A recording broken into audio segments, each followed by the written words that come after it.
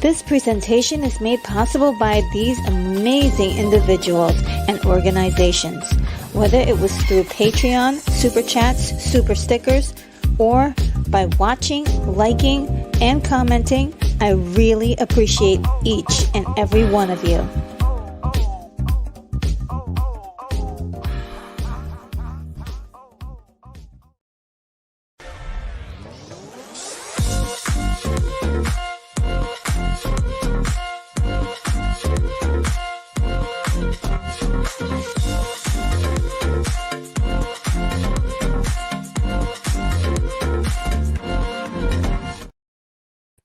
Hello, guys. Welcome to the show. I'm Retro Nerd Girl, broadcasting live from the International Science Fiction Space Station. And the topic for today is a continuation of what we did before, which is best feel-good movies that you remember. And this is part 2. And just want to do a quick check to make sure that everybody can hear me well. Can everybody hear me? Okay, I think I got some confirmation. Let's check real quick. Yep. Keith E says he can hear me. Thank you so much. Yes, and William Blake Hall says loud and clear, hailing frequencies. Retro and the ISFSS is looking fine. Awesome, awesome, awesome. Oh my goodness, so many friends are in the chat. So good to see you. Let's get to the beginning and we'll check first up today. Adam, really, really early is Daryl Johnson. Oh my goodness, so good to see you. I hope you are doing well. Says RNG. So good to see you. And you were so sweet enough to let everybody know that they should hit the like button. And yes, that does help out not only the video you're watching, but also the channel. So yes, please do help me out a little bit by hitting that like button. It's always welcome. And let's see. And Daryl says 46 minutes early. That's not bad. Oh, that's pretty amazing. Let's see.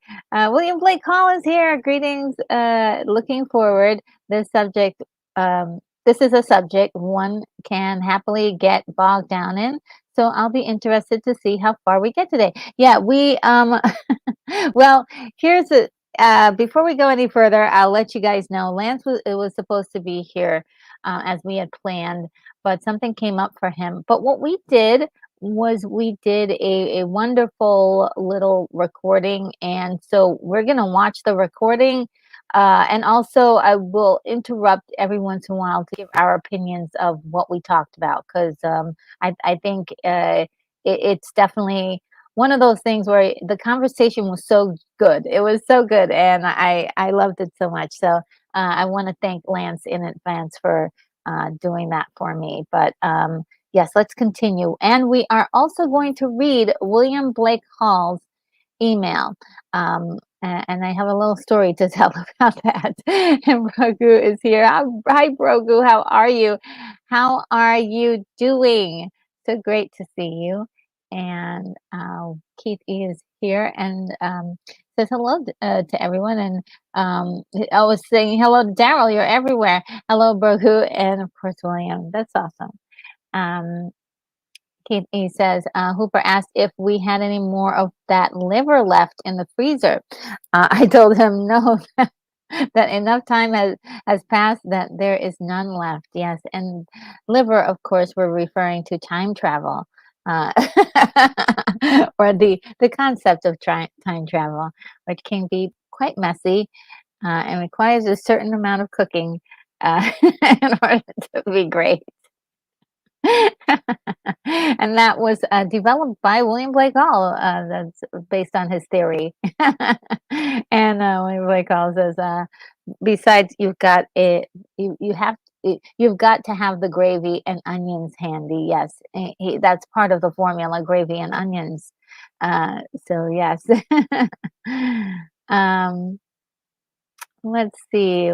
William Blake Hall also says, I once tried bison burgers and enjoyed them, but I did not mention their slightly liver-like undertaste because that seemed to turn some people away.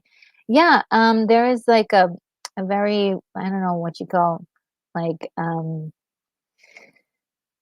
like a I don't know, like a certain taste from bison burgers is different from other burgers. If you enjoy eating meat, that's definitely the way to go. I've had a few, and I did enjoy them when I had them. Of course, loaded it up with all the extras and stuff, but they are special burgers. Um, and of course, you guys know I don't eat burgers anymore, but yeah, they were great when I had them. Uh, Especially if you use all the toppings and stuff. And Katie says, if Lance stops by, I don't mention Xbox. He was with the help desk yesterday for over 9 hours. Yes, yes, I actually saw that video. It's so weird that I did that while I was doing some other work. But yeah, it was. He was on there for 13 hours, I believe. It was like something like 12 or 13 hours, and he spent 3 of those hours on doing it all live and getting it all fixed up for himself. I would have given up. So I would have totally given it up. And Keith he says, "Okay, Siri, say do zoo." I said after Pong, it went down. it went all downhill. I'm a ping pong player, is the best I can. Okay, I'm not sure. Siri is getting that all wrong, I suppose. And William Blake Hall says, I'm lousy with computer games. Pong is pretty much my speed. My favorite game nowadays is Wordle. Oh, Wordle. I've never heard of that. I'll write it down. Wordle.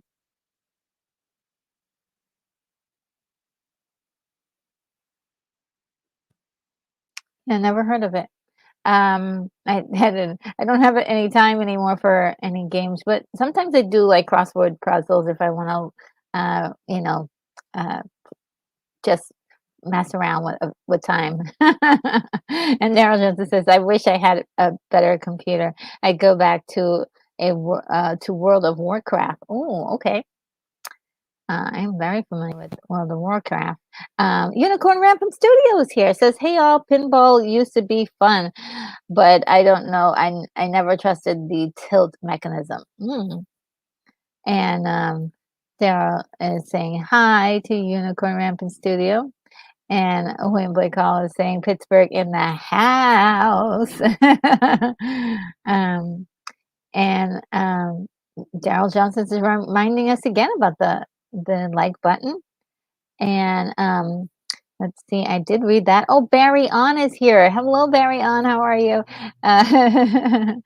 And says do a barrel roll. Oh, and Daryl also was telling me that he could hear me. Um, and the Bat Channel is here. It says retro. So good to see you. We may be. Are we streaming tonight? I know on the Bat Channel there is a it's Godzilla Day, right? So you're going to be talking about Godzilla, and I'll be there, but more as a passive person because I don't know a whole lot about Godzilla, even though I never disliked the Godzilla.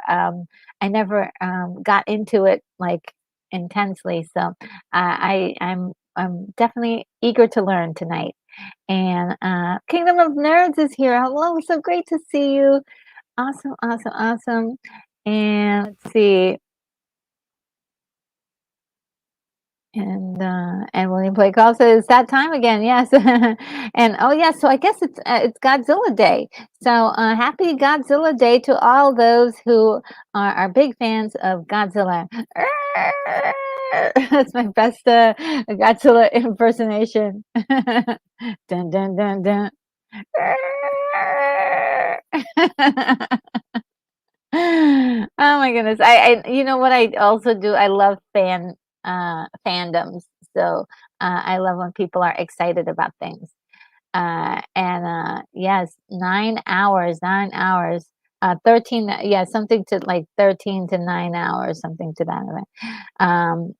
And the Bat Channel says, yes, we are streaming tonight, 8:30 Eastern time. And it'll be about 7 my time, I think. Um, and the Bat Channel says so much Godzilla stuff going on right now. Now, would you consider Godzilla your feel good movie? And if so, which one is your favorite? And oh, look, Sean Ennis is here. Says hello, all. I'm in a post-lunch coma here on my couch. I'll be silent for a bit. Burp. Oh well, yes. Rub your tummy.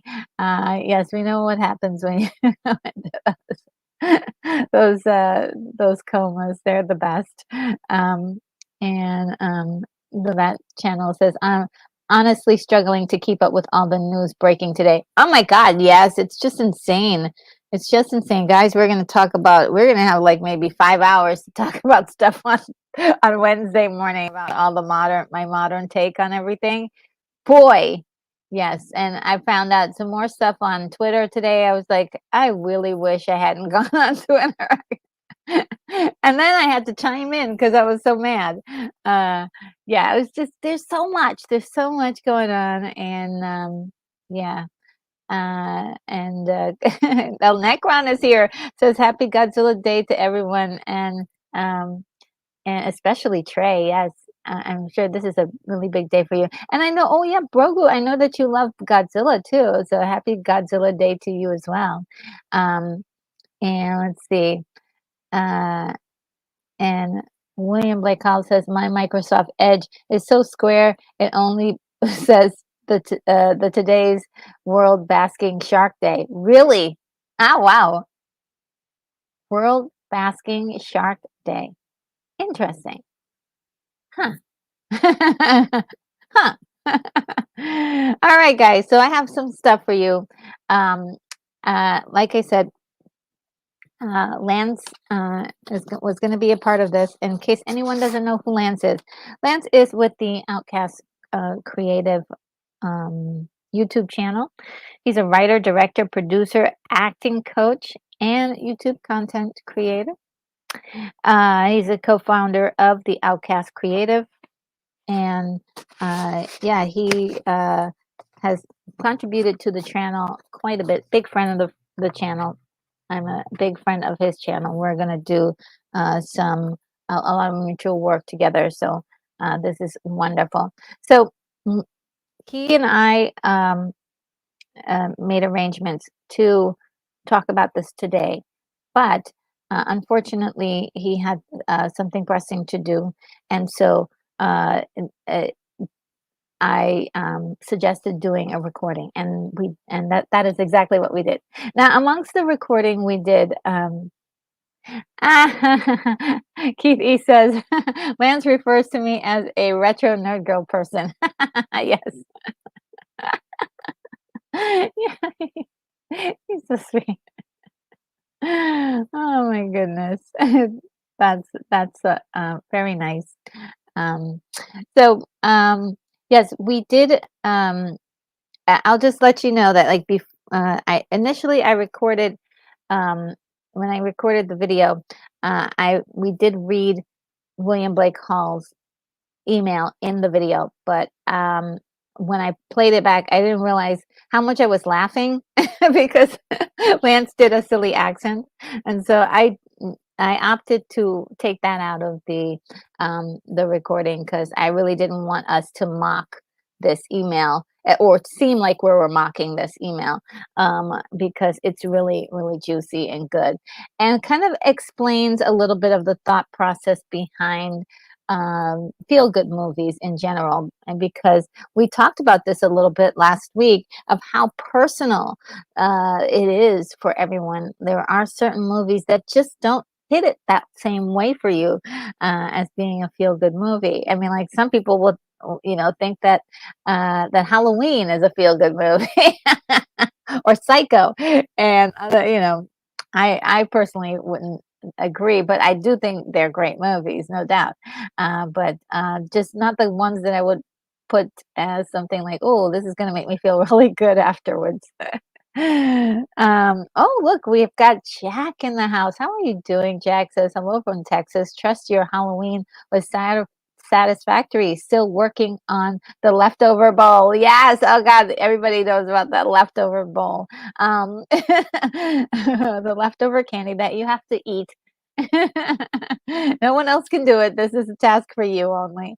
And yeah, that's pretty cool. Great to see you in the chat. And yeah, so let's get to his email. Let's add it. Here we are. Nice little email there. And let me get to reading it. I'm not the best reader, so in advance, this is why I had Lance do it because he's an excellent reader. I'll do it, and we won't. Forgive me in advance for any flubs I may have. Actually, before I get started, I'm going to take a little drink of water. And oh, just for anyone who's watching this, some of the language may get a little spicy. So, I mean, I would suggest 13 and over for any kids watching. But as far as any little ones, I would say use your discretion. There may be some.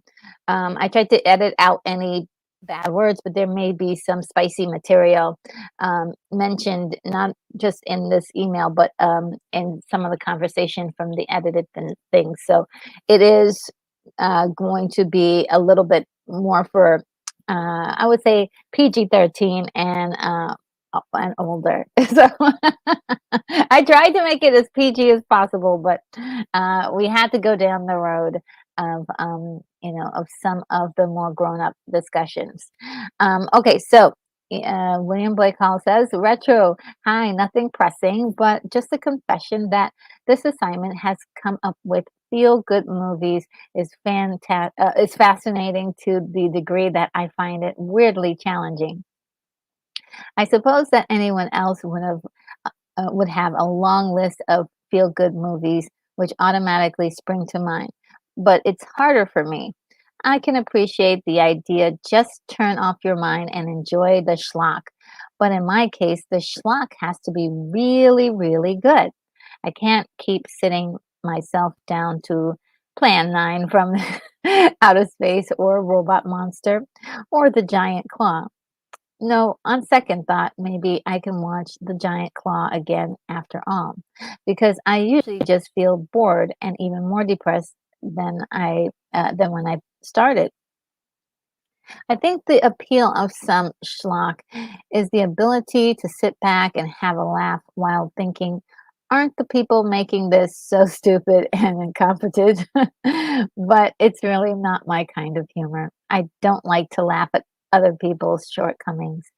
Some alleged comedies, like Foul Play, starring Chevy Chase and Goldie Hawn, depress the hell out of me. I watch it and I think someone thought this was a movie. Buckaroo Banzai is very watchable because it embraces its schlock roots with a lot of kidding around, and it's terrific. It's terrific schlock. Yet I'm not sure that even Buckaroo rises to being what I would turn to as a feel good movie. One trouble is that just about any movie involves drama, conflict, and some degree of something negative. This is why I feel sorely tempted to call Shawshank the Shawshank Redemption a feel-good movie. Yes, absolutely. So much of Shawshank is sad, bleak, and brutal. This the S word, I can't say that word, or YouTube would give me some trouble. Of Brooks, the prison librarian of the adopted crow, can always use a Kleenex or two. Yet, I love about what I love about Shawshank is that it's not simply a movie about escape. It's a movie about triumph. Dufresne escapes. Sure, and that alone is amazing. But he also achieves justice by exposing Warden Norton's corruption. In fact, Andy triumphs a few times before even escaping. He gets beers for the work crew, he starts a library, and even though he's punished horribly for playing a few minutes of an opera for everyone to hear, he has made up his mind that it's worth it. By the time Tim Robbins and Morgan Freeman reunite on that beach at the end, you can weep. But those are tears of relief. Andy is not defined by Shawshank. Rather, Shawshank comes to be remembered by Andy's triumph over it. Oh, I love that. I think a more accessible kind of feel good movie is one in which the threat is not really that serious to begin with. I have to wonder if pretty much all the James Bond movies, perhaps even No Time to Die, are feel good movies. It sucks to die, but if you die really well, in that way, the stuff of legend, in a way, that is the stuff of legend. There is triumph in that as well. For all its cartoonish for all of its cartoonishness, I love Moonraker because hey, it's in space and I love space. Also, sometimes you have to give into sex appeal. My mind tells me Millennium is a dumb movie, but my hormones tell me Yeah, but Cheryl Ladd is fine. Not just fine, but fine. Moonraker, Millennium, I'll think about them. Um, for Friday, I think I have to censor my weirder taste. Here's a there's a 1968 British movie starring Dirk Bogarde called Sebastian. We never even learn for certain if Sebastian is his first or last name. He's a master code breaker who sits around with dozens of secretaries spending his whole day cracking codes. I love this premise. However, what amazes me about this movie is that almost it has almost no drama whatsoever. Sure, political issues get mentioned. Sure, security sniffs with disapproval at Sebastian. Yet I never once doubt Sebastian will be able to go on with his life. Plus, he has a baby with Susanna York, perhaps best known to us as Superman's beautiful mother from the 1978 Superman. At the end, Sebastian is in trouble because a spy gets to him and drugs him. But then security comes through and saves him. So that's all very quick and neat, over and done with. Along with a fun Jerry Goldsmith score, this movie is how I envision utopia. Yeah, I suspect that most people would be bored by it, especially people who don't do crosswords or Wordle. There's Wordleland. Perhaps knowing for certain what your feel-good movie is does not speak well for one's sanity. President Nixon loved the movie Patton. The movie has a wonderful sequence before the opening credits roll, but after that, I get tired of it. I know that you and I have seen The Aviator and that you have even reviewed The Aviator. When I saw it, I decided that Howard Hughes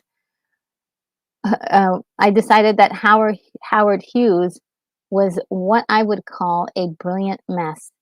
He was a master engineer with all kinds of desires and ambitions, but he was a mess, and therefore he died, and he became much more of and therefore before he died, he became much more of a mess.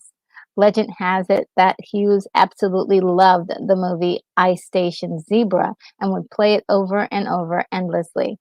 Zebra is not a bad movie. It's a Cold War submarine thriller, although The Hunt for Red October is much better. It has Rock Hudson as a rock solid leading man, Ernest Borgnine in a particularly interesting role, and it's always fun to watch McMugan in pretty much anything. And the music is good too. However, it's way too long and not very gripping. I consider Raise the Titanic, starring the great Richard Jordan, Francis from Logan's Run, and Senator Pelt from the aforementioned Red October, to be a kind of air successor to Zebra. Mildly fun, but simply too dragged out. Why did Howard Hughes love it so much? Perhaps it was simply because he really was going crazy. You're free to decide for yourself. Anyhow, I plan to have a list that some people may agree on. See you Friday. Thank you so much, William Blake Hall. This is a wonderful email. So many movies that you mentioned. A lot of them I had to jot down because I'd never heard of them before. And I definitely, I think I for sure I got the right email this time. For sure, I got the right email this time. Let's see what you guys are saying. Oh, thank you so much. The Bat Channel says, don't forget to smash and like and subscribe to RNG. Thank you so much. Thank you. And William says, spicy. Me? A few words. One of the words I couldn't say because of YouTube's rules and stuff. They do found on a certain word, but uh, yeah, not too bad, not too bad. Katie says in 2009, I was in a coma from December 15 until Christmas Day. Oh my God, I'm so sorry. Oh no. And Barry on says, "I'm scared now. I'll be uh, uh, is there going to be kissing?" No, there's not. We will talk about that, which is really hilarious. Uh, Sean and it says, "Why are the likes showing me 7.3K likes?" Ooh, 7.3K likes. Well, that's definitely not true. William Blake says my favorite coma was with Guinevere uh, Bujold. I don't know what that is. You have to fill us in. Our real review says, "Hey everyone, hey Retro, I'm teaching class right now. Oh wow, but they are working on podcast ideas right now. Oh, that sounds like fun. That sounds like fun." And let's see. Her real review says my favorite feel good movies are The Last Holiday, 2006. Oh, that's pretty good. Yeah, that's a pretty good one. It makes you feel good inside for that one. And Sullivan Anne of Green Gables series of movies. Oh, really? Anne of Green Gables. I think to see if I know I saw one which was like a television special that was really good. Um, Sean, William Blake Hall says, uh, oh, oh, about the likes? Yeah, yeah. I don't know. I don't know what's going on with the likes. I hope they sort that out. I know they had YouTube's been having an issue. Jack Beaumont says, "Personal is the key part to this equation. Maybe the story and characters remind you of familiar occurrences. Yes, perhaps the setting is a place you spent time doing something important in your life. Yes, and we talk about that too. Yes, we talk about that. It's so great." And it says, Frank Darabont did such a good job adapting and directing Shawshank. Oh, really? We do talk about Shawshank. Um, and Daryl Johnson says Notting Hill, Better Off Dead. Um, and Sean, and it says Better Off Dead was my go-to movie in college. Do you have any idea what the street value of this mountain is? I suppose that's a quote from it. And Jack says, "Better Off Dead is always good for some laughs. The side story of the nerdy little brother is almost better than the main story." All right, let me write that off. Better Off Dead. Never heard of it. Yep, never heard of it. Um, and yes, Rocky Horror went to Rocky Horror on Halloween. Says Hungry Jerk. Great to see you, Hungry Jerk. Yes, that's a fun movie. My goodness, yes. And I guess you could. It's a good feel good movie if you like musicals and over the top entertainment. And also, if you also that last song, Don't Be It, Dream It. I love that song so much. And William Blake I was like, "Yes, the right email. Good going." Yes, I don't know what was wrong with me that day, grabbing the wrong email. I was out of my mind. And Dylan just says Diane Franklin is so cute and Better Off Dead. Oh wow. Sean Ennis says, "For personal reasons, I like Anthony Hopkins' movie called Shadowlands. It's a bittersweet thing, but overall, feel good for me." Oh, wow. Um, Hungry Jerk says, "I met Diane Franklin 7 years ago at a convention in Sacramento. Still look good." So cool. Hungry Jerk, you've done so many wonderful things. Um, and let's see. And Daryl says, "I haven't been to Sacramento in 20 years." Oh, wow. Oh, look, Bonzo Kilborn is here. Hello, it's great to see you. I don't think I've ever been to Sacramento.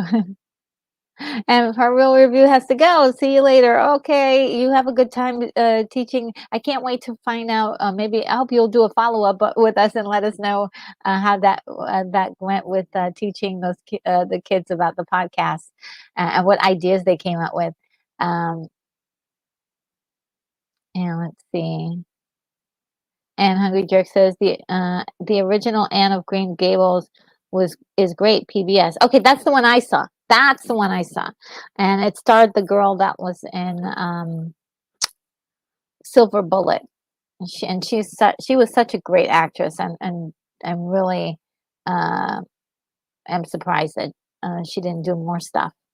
Shannon says not that you don't deserve 703K. Yeah, no. It's something must be wrong, and YouTube has been demonetizing channels because the numbers have been fluctuating, and I don't know if it's a glitch on their end, but I hope they don't penalize me for that. And Sean Ennis says, time to introduce RNG to the Savage Steve Holland movie. What the heck is that? And Sean Ennis says, Amanda Wiss is also a cutie from Better Off Dead. Remember Beth? Okay. Well, yeah, I have it on my list, and we'll see. Okay, so at this point, I want to start the video. Now, what I'll do is, as the video plays, I will display your messages, and I might be speaking in the chat, but when there comes a time when it looks like we're changing the subject, I am going to stop the video because I kind of want us to talk about each one of these movies that we bring up. Okay, so let me go ahead. Let me just remove this. Hold on. Technology, guys. Okay, so I'm going to start the video now, and let's see how this goes. This is my first time doing this, playing a video while we're live. So let's see how this works.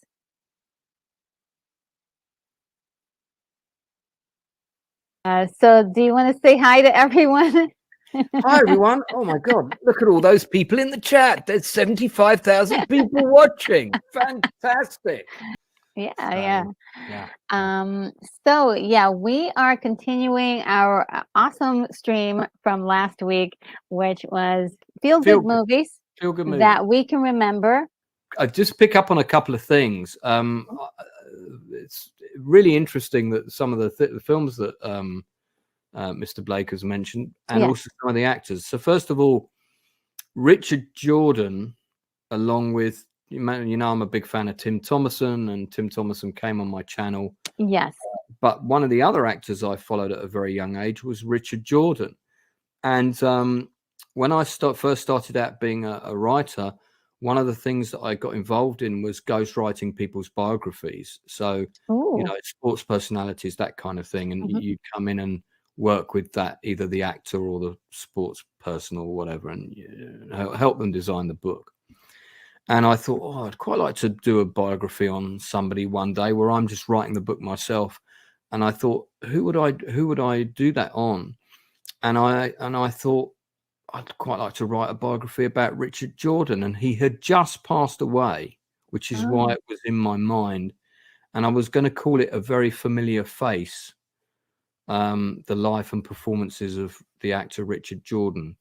Because a lot of people wouldn't know his name, but if you saw him, you would go, "Oh, I know that face. I've seen him in things." But I think he was a fantastic actor.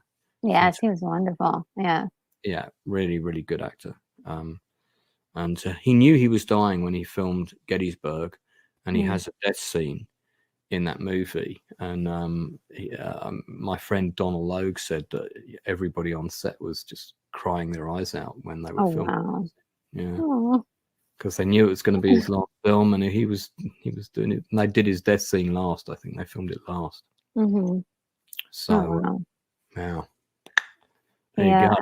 I just had a huge crush on him when he did Logan's Run. It's great. Like, oh my God. He was great as Francis in Logan's Run, and the guy who played. Did you used to watch the Logan's Run TV series? Because I did. No, I didn't have that around, that wasn't popular when I was a kid. They messed up. It was like Fantastic Journey. Mhm. It was another show that had a great premise, but they just they started screening it at weird times. It didn't get a proper run, and Mhm. some of the episodes didn't get aired in sequence. And anyway, and it died on its arse. But I can remember the theme tunes like da da da da da da, and all this stuff started shooting at you. You could see it on YouTube. Oh. But yeah, it was.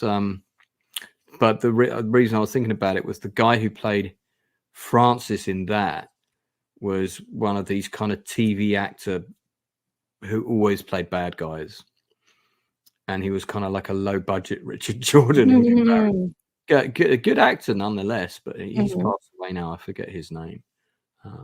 But yeah, so yeah, Dickie Jordan. Yeah.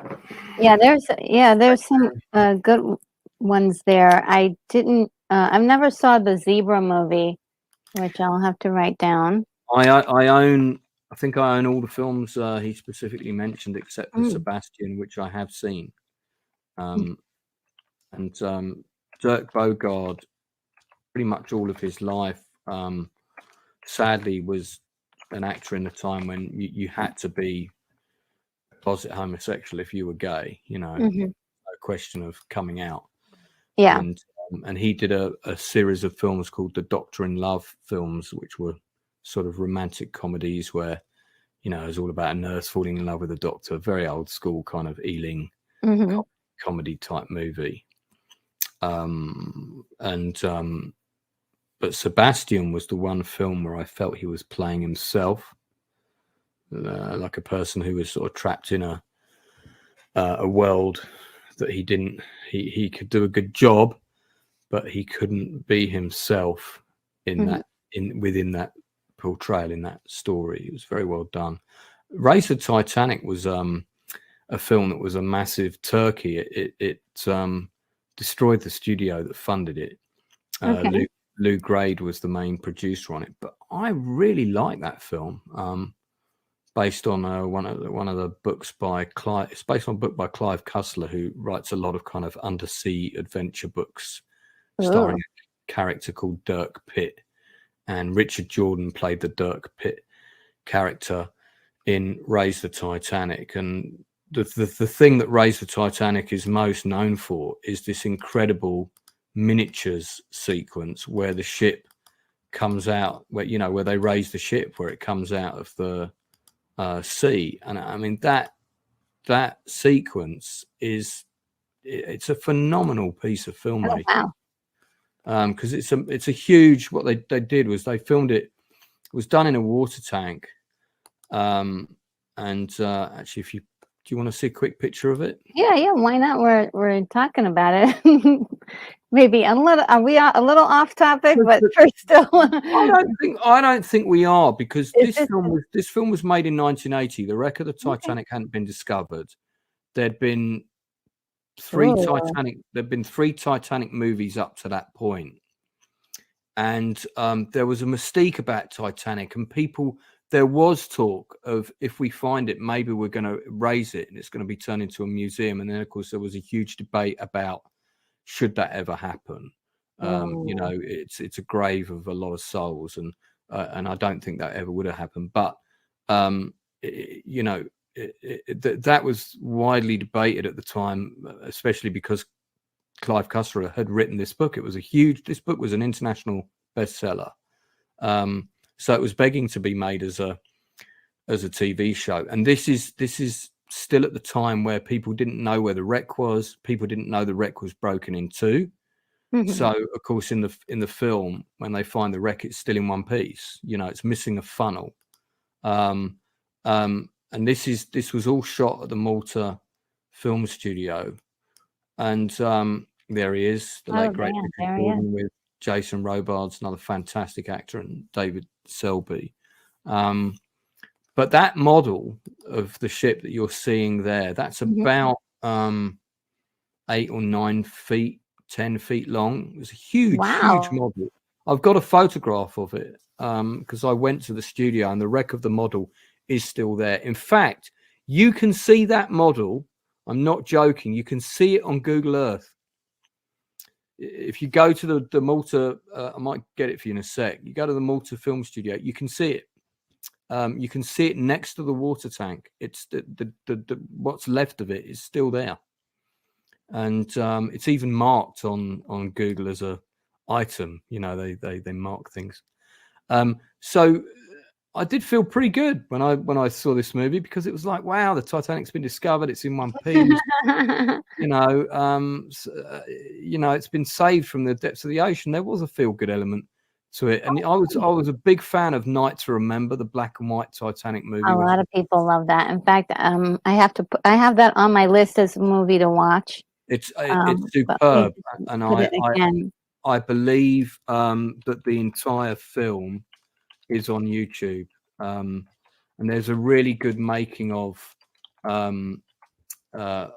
as well that you can get. I think that might also be on YouTube. But yeah, there's yeah. Oh, sorry, I lied about. You know how big that model is? 55 feet. I was thinking, I was like, for it to show up on Google Earth. I was trying to think when I saw it, is it about the length of my room? And I was thinking, no, it's not. But here, look, I can show you it. Here, I've found it for you. Here you go. So this is the Malta Film Studio. This is where the big action sequence from Pirates of the not Pirates of the Caribbean, Cutthroat Island was filmed, with the two ships and the battles and everything.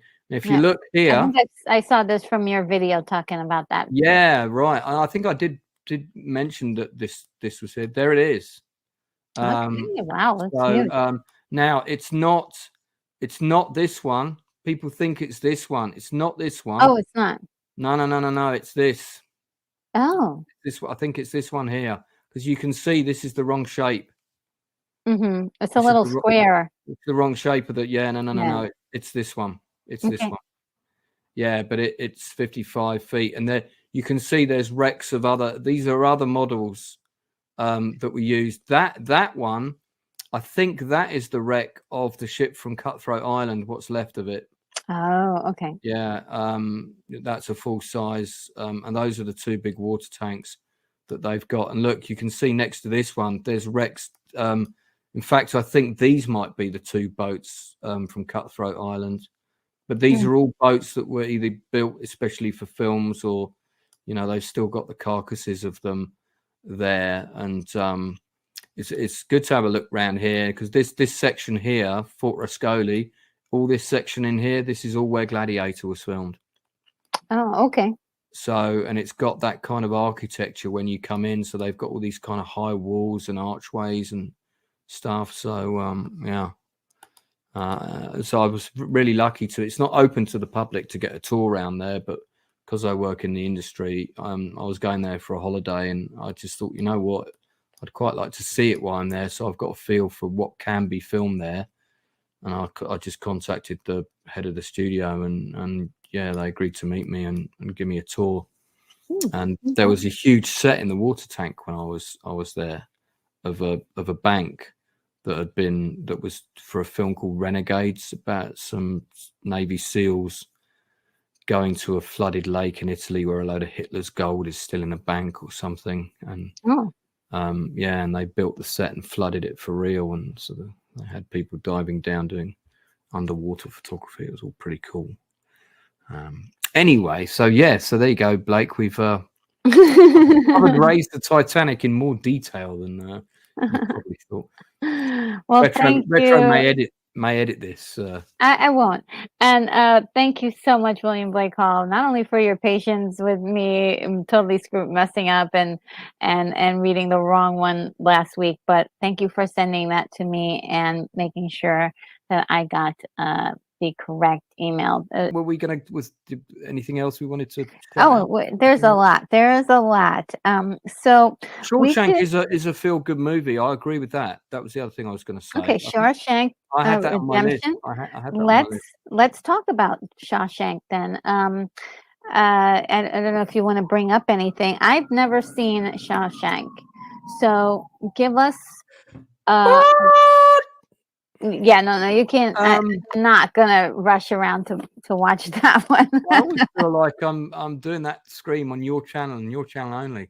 Um, well, I, I saw it. Here's the thing: is I was living in Nottingham at the time, Okay. and for whatever reason, I think it was because there was a film festival called Shots in the Dark, and that film festival had the very first screening of Pulp Fiction in the UK anywhere. Mhm. But I thought they thought Nottingham as a city was a good town to test screen films. Okay. And the Odeon there would get screenings of movies, and there was one of Shawshank Redemption months ahead of its release. It didn't come out for about another 6 months, and a friend of mine, I think, either worked at the Odeon or maybe we heard about it. And you get these tickets were like £2. And I didn't know anything about the movie. There was just a sheet, and it was like stars, Morgan Freeman and Tim Robbins. And I thought, well, they're Mhm. both pretty good actors. This sounds, yeah, cool title. Don't know what it means, but Mhm. so I didn't even know it was a prison film. I didn't know anything about it. And it was packed. It was a small screen. It was, seated about 200, completely full. And no one knew anything about it. Somebody came out and introduced the film, and they just said, please. They gave you a very simple sheet to fill out, which had like 5 boxes on it, and the 5th box was a rating of 1 to 5, 5 being super brilliant or whatever. And I think everybody just ticked like box number 5. Everybody was. You Wow. could tell when the film had finished. Everybody was like, "Wow, this is," because it was kind of a movie that was very different, and hadn't seen a movie quite like that. There'd been other prison films, but not one with such a kind of spiritual narrative at the core. And it was just a very, very clever movie. But the one thing I'll never forget about that screening is there's a scene in it where there's a guy who can prove that Andy Dufresne is innocent, and the governor of the prisoner finds this out. And that guy gets taken out of his cell. Spoiler alert for anyone that hasn't seen it. And he's out in the yard. You're not gonna traumatize me, and also No. It's not. no. Okay. Not Silence of the Lambs level. And the governor's in the yard, and he says, "So I've heard that you can prove Andy Dufresne's innocent." And he says, "Yes, yeah, I can. And this young guy, he would go on to be in like Law and Order or something, CSI, one of those. Mhm. And the governor says, "And you'd be prepared to say this under oath, stand up in a court of law and say this?" And he said, "Yeah, absolutely, Governor. No, for sure. I'd hate to see this innocent man. He's already spent 7 years." And the governor just goes, "Yeah," and he kind of walks out of shot, and then this light comes on, and in the watchtower, you see the bad guy who plays the bad guy in Highlander. Forget Clancy Brown. Mhm. He's the big bad guard with a rifle. And as the conversation was happening, I'm watching it on the edge of my seat, and I suddenly went out loud, "Oh my God, they're going to kill him!" And literally 2 seconds later, there's like bang, Well, and yeah, everybody I could tell that's what they were gonna do. yeah, everybody in the cinema like looked at me like I was so into it, but then I was like, yeah, and so I always remember that. But it is a feel good movie because this guy goes through so much, but he triumphs so high, Mhm. and the fact that he goes through all of that and survives, like Mr. Blake said, is what is the ultimate triumph. So can't have triumph without tragedy. You have to go through tragedy in order to be triumphant over Yeah. something. Yeah. Um, And mm, sometimes, that's when, a movie like really gives you that, you feel like really good afterwards. You're like, "Oh my God, yes. yeah, See what happened to that character. That could happen for the rest of us." Um, it's not typically my type of movie, definitely. I But I wouldn't mind seeing more. it's not a gory film. No, it's not the gore that I'm No, averse to. I get that, but Mhm. I think you're definitely missing out on a cinematic experience. I will experience it one day when I feel like being traumatized. You probably should. You probably should. You know, it might be something that you need to watch with a friend, maybe. Okay.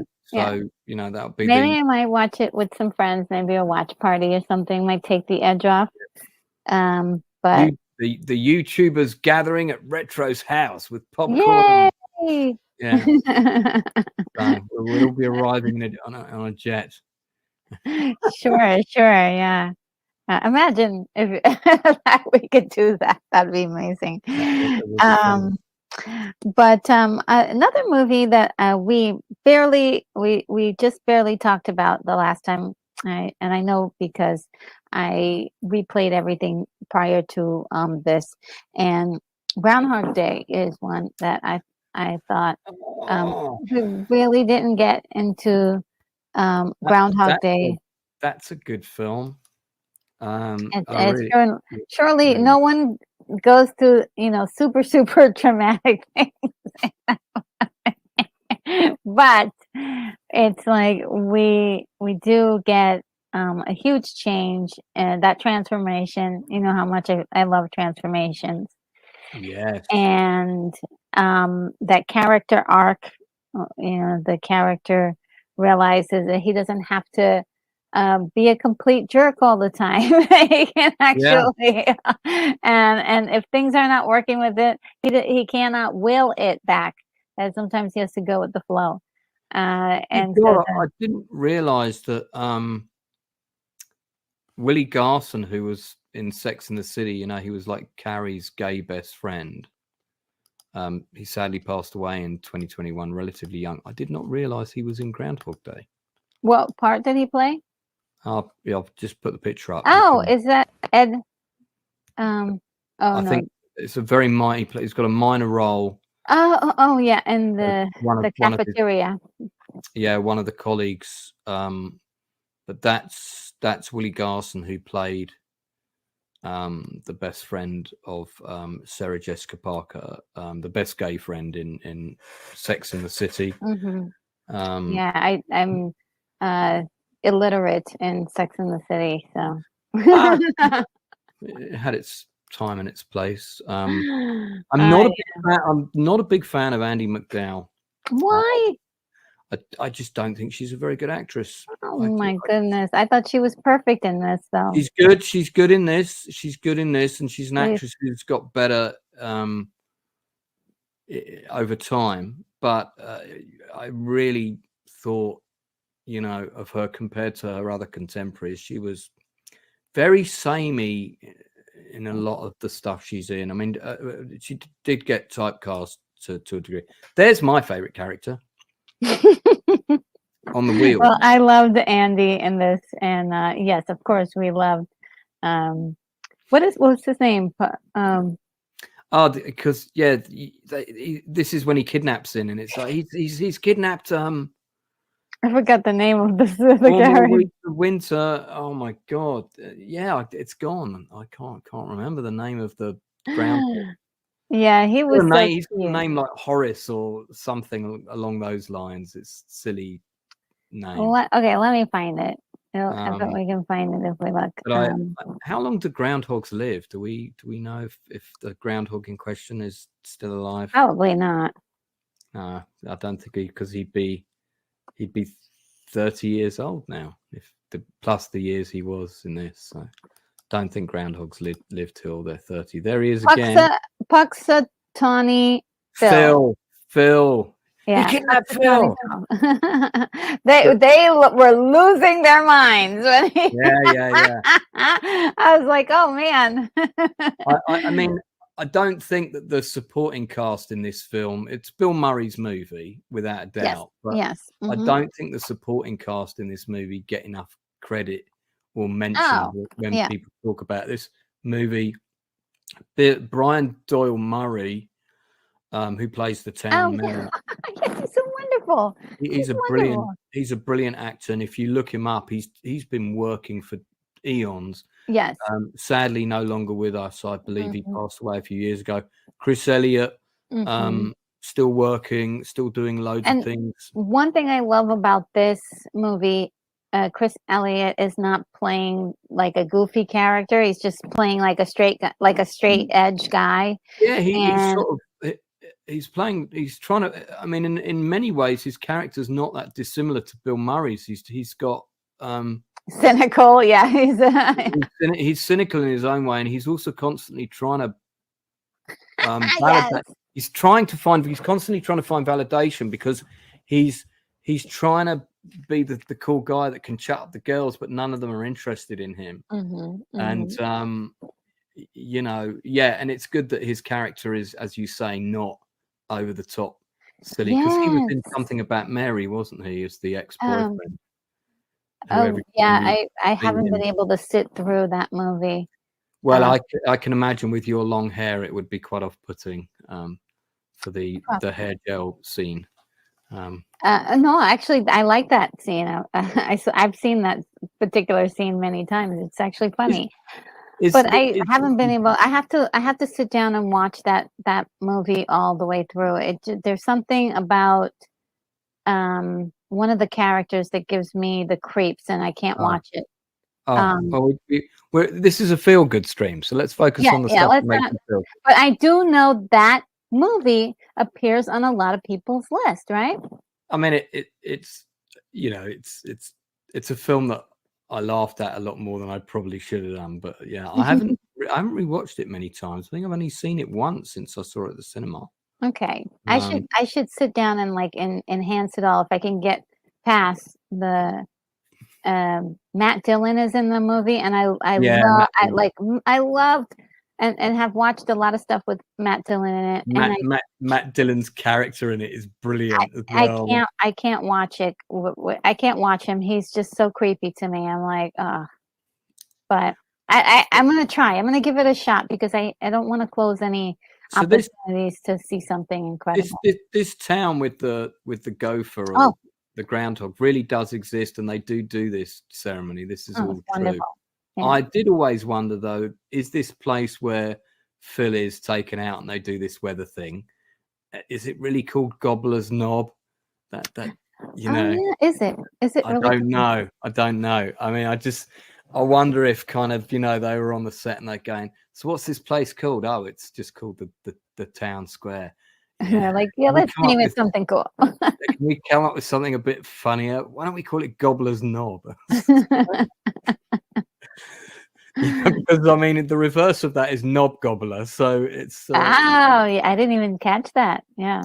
Oh, sorry. Is this on children's hour for this stream, or you might have to edit that out? We're always PG. We're always Always PG. PG. This actor Stephen Oh, he Tobolsky, was wonderful. Ned Ryerson. I love him. Am I right or am I right?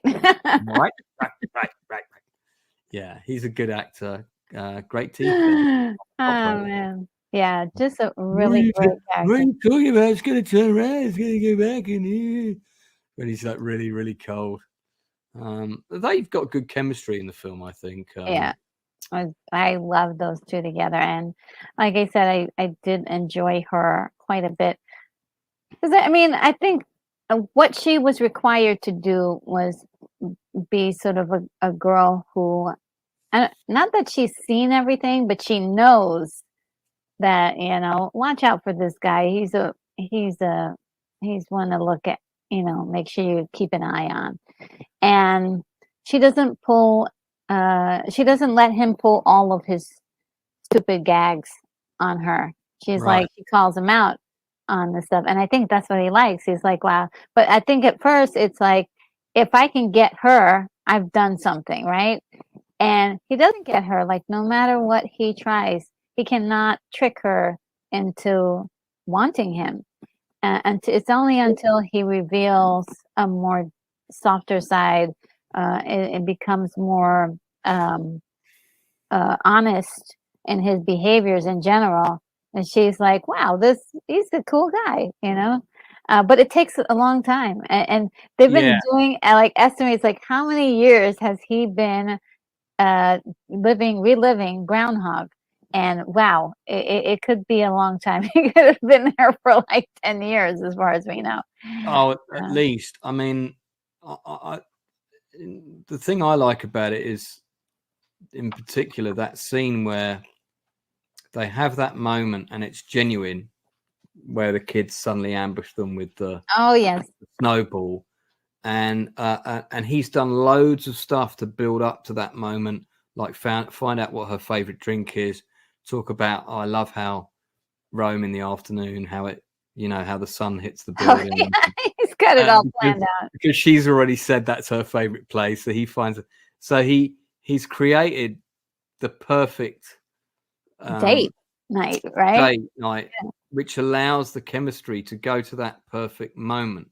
Mm-hmm. But the one thing that he can't recreate, even knowing all of that information, that he can't fake, is the real chemistry that just happened to be at the right time.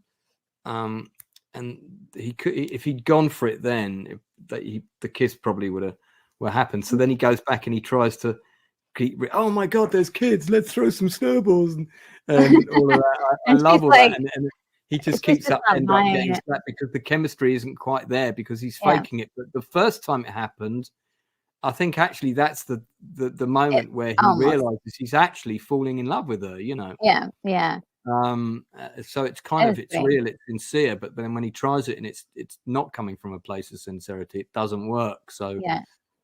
everything about his life has to be completely sincere and from the right place in order for him to move on. Yeah, and I think it's not just her.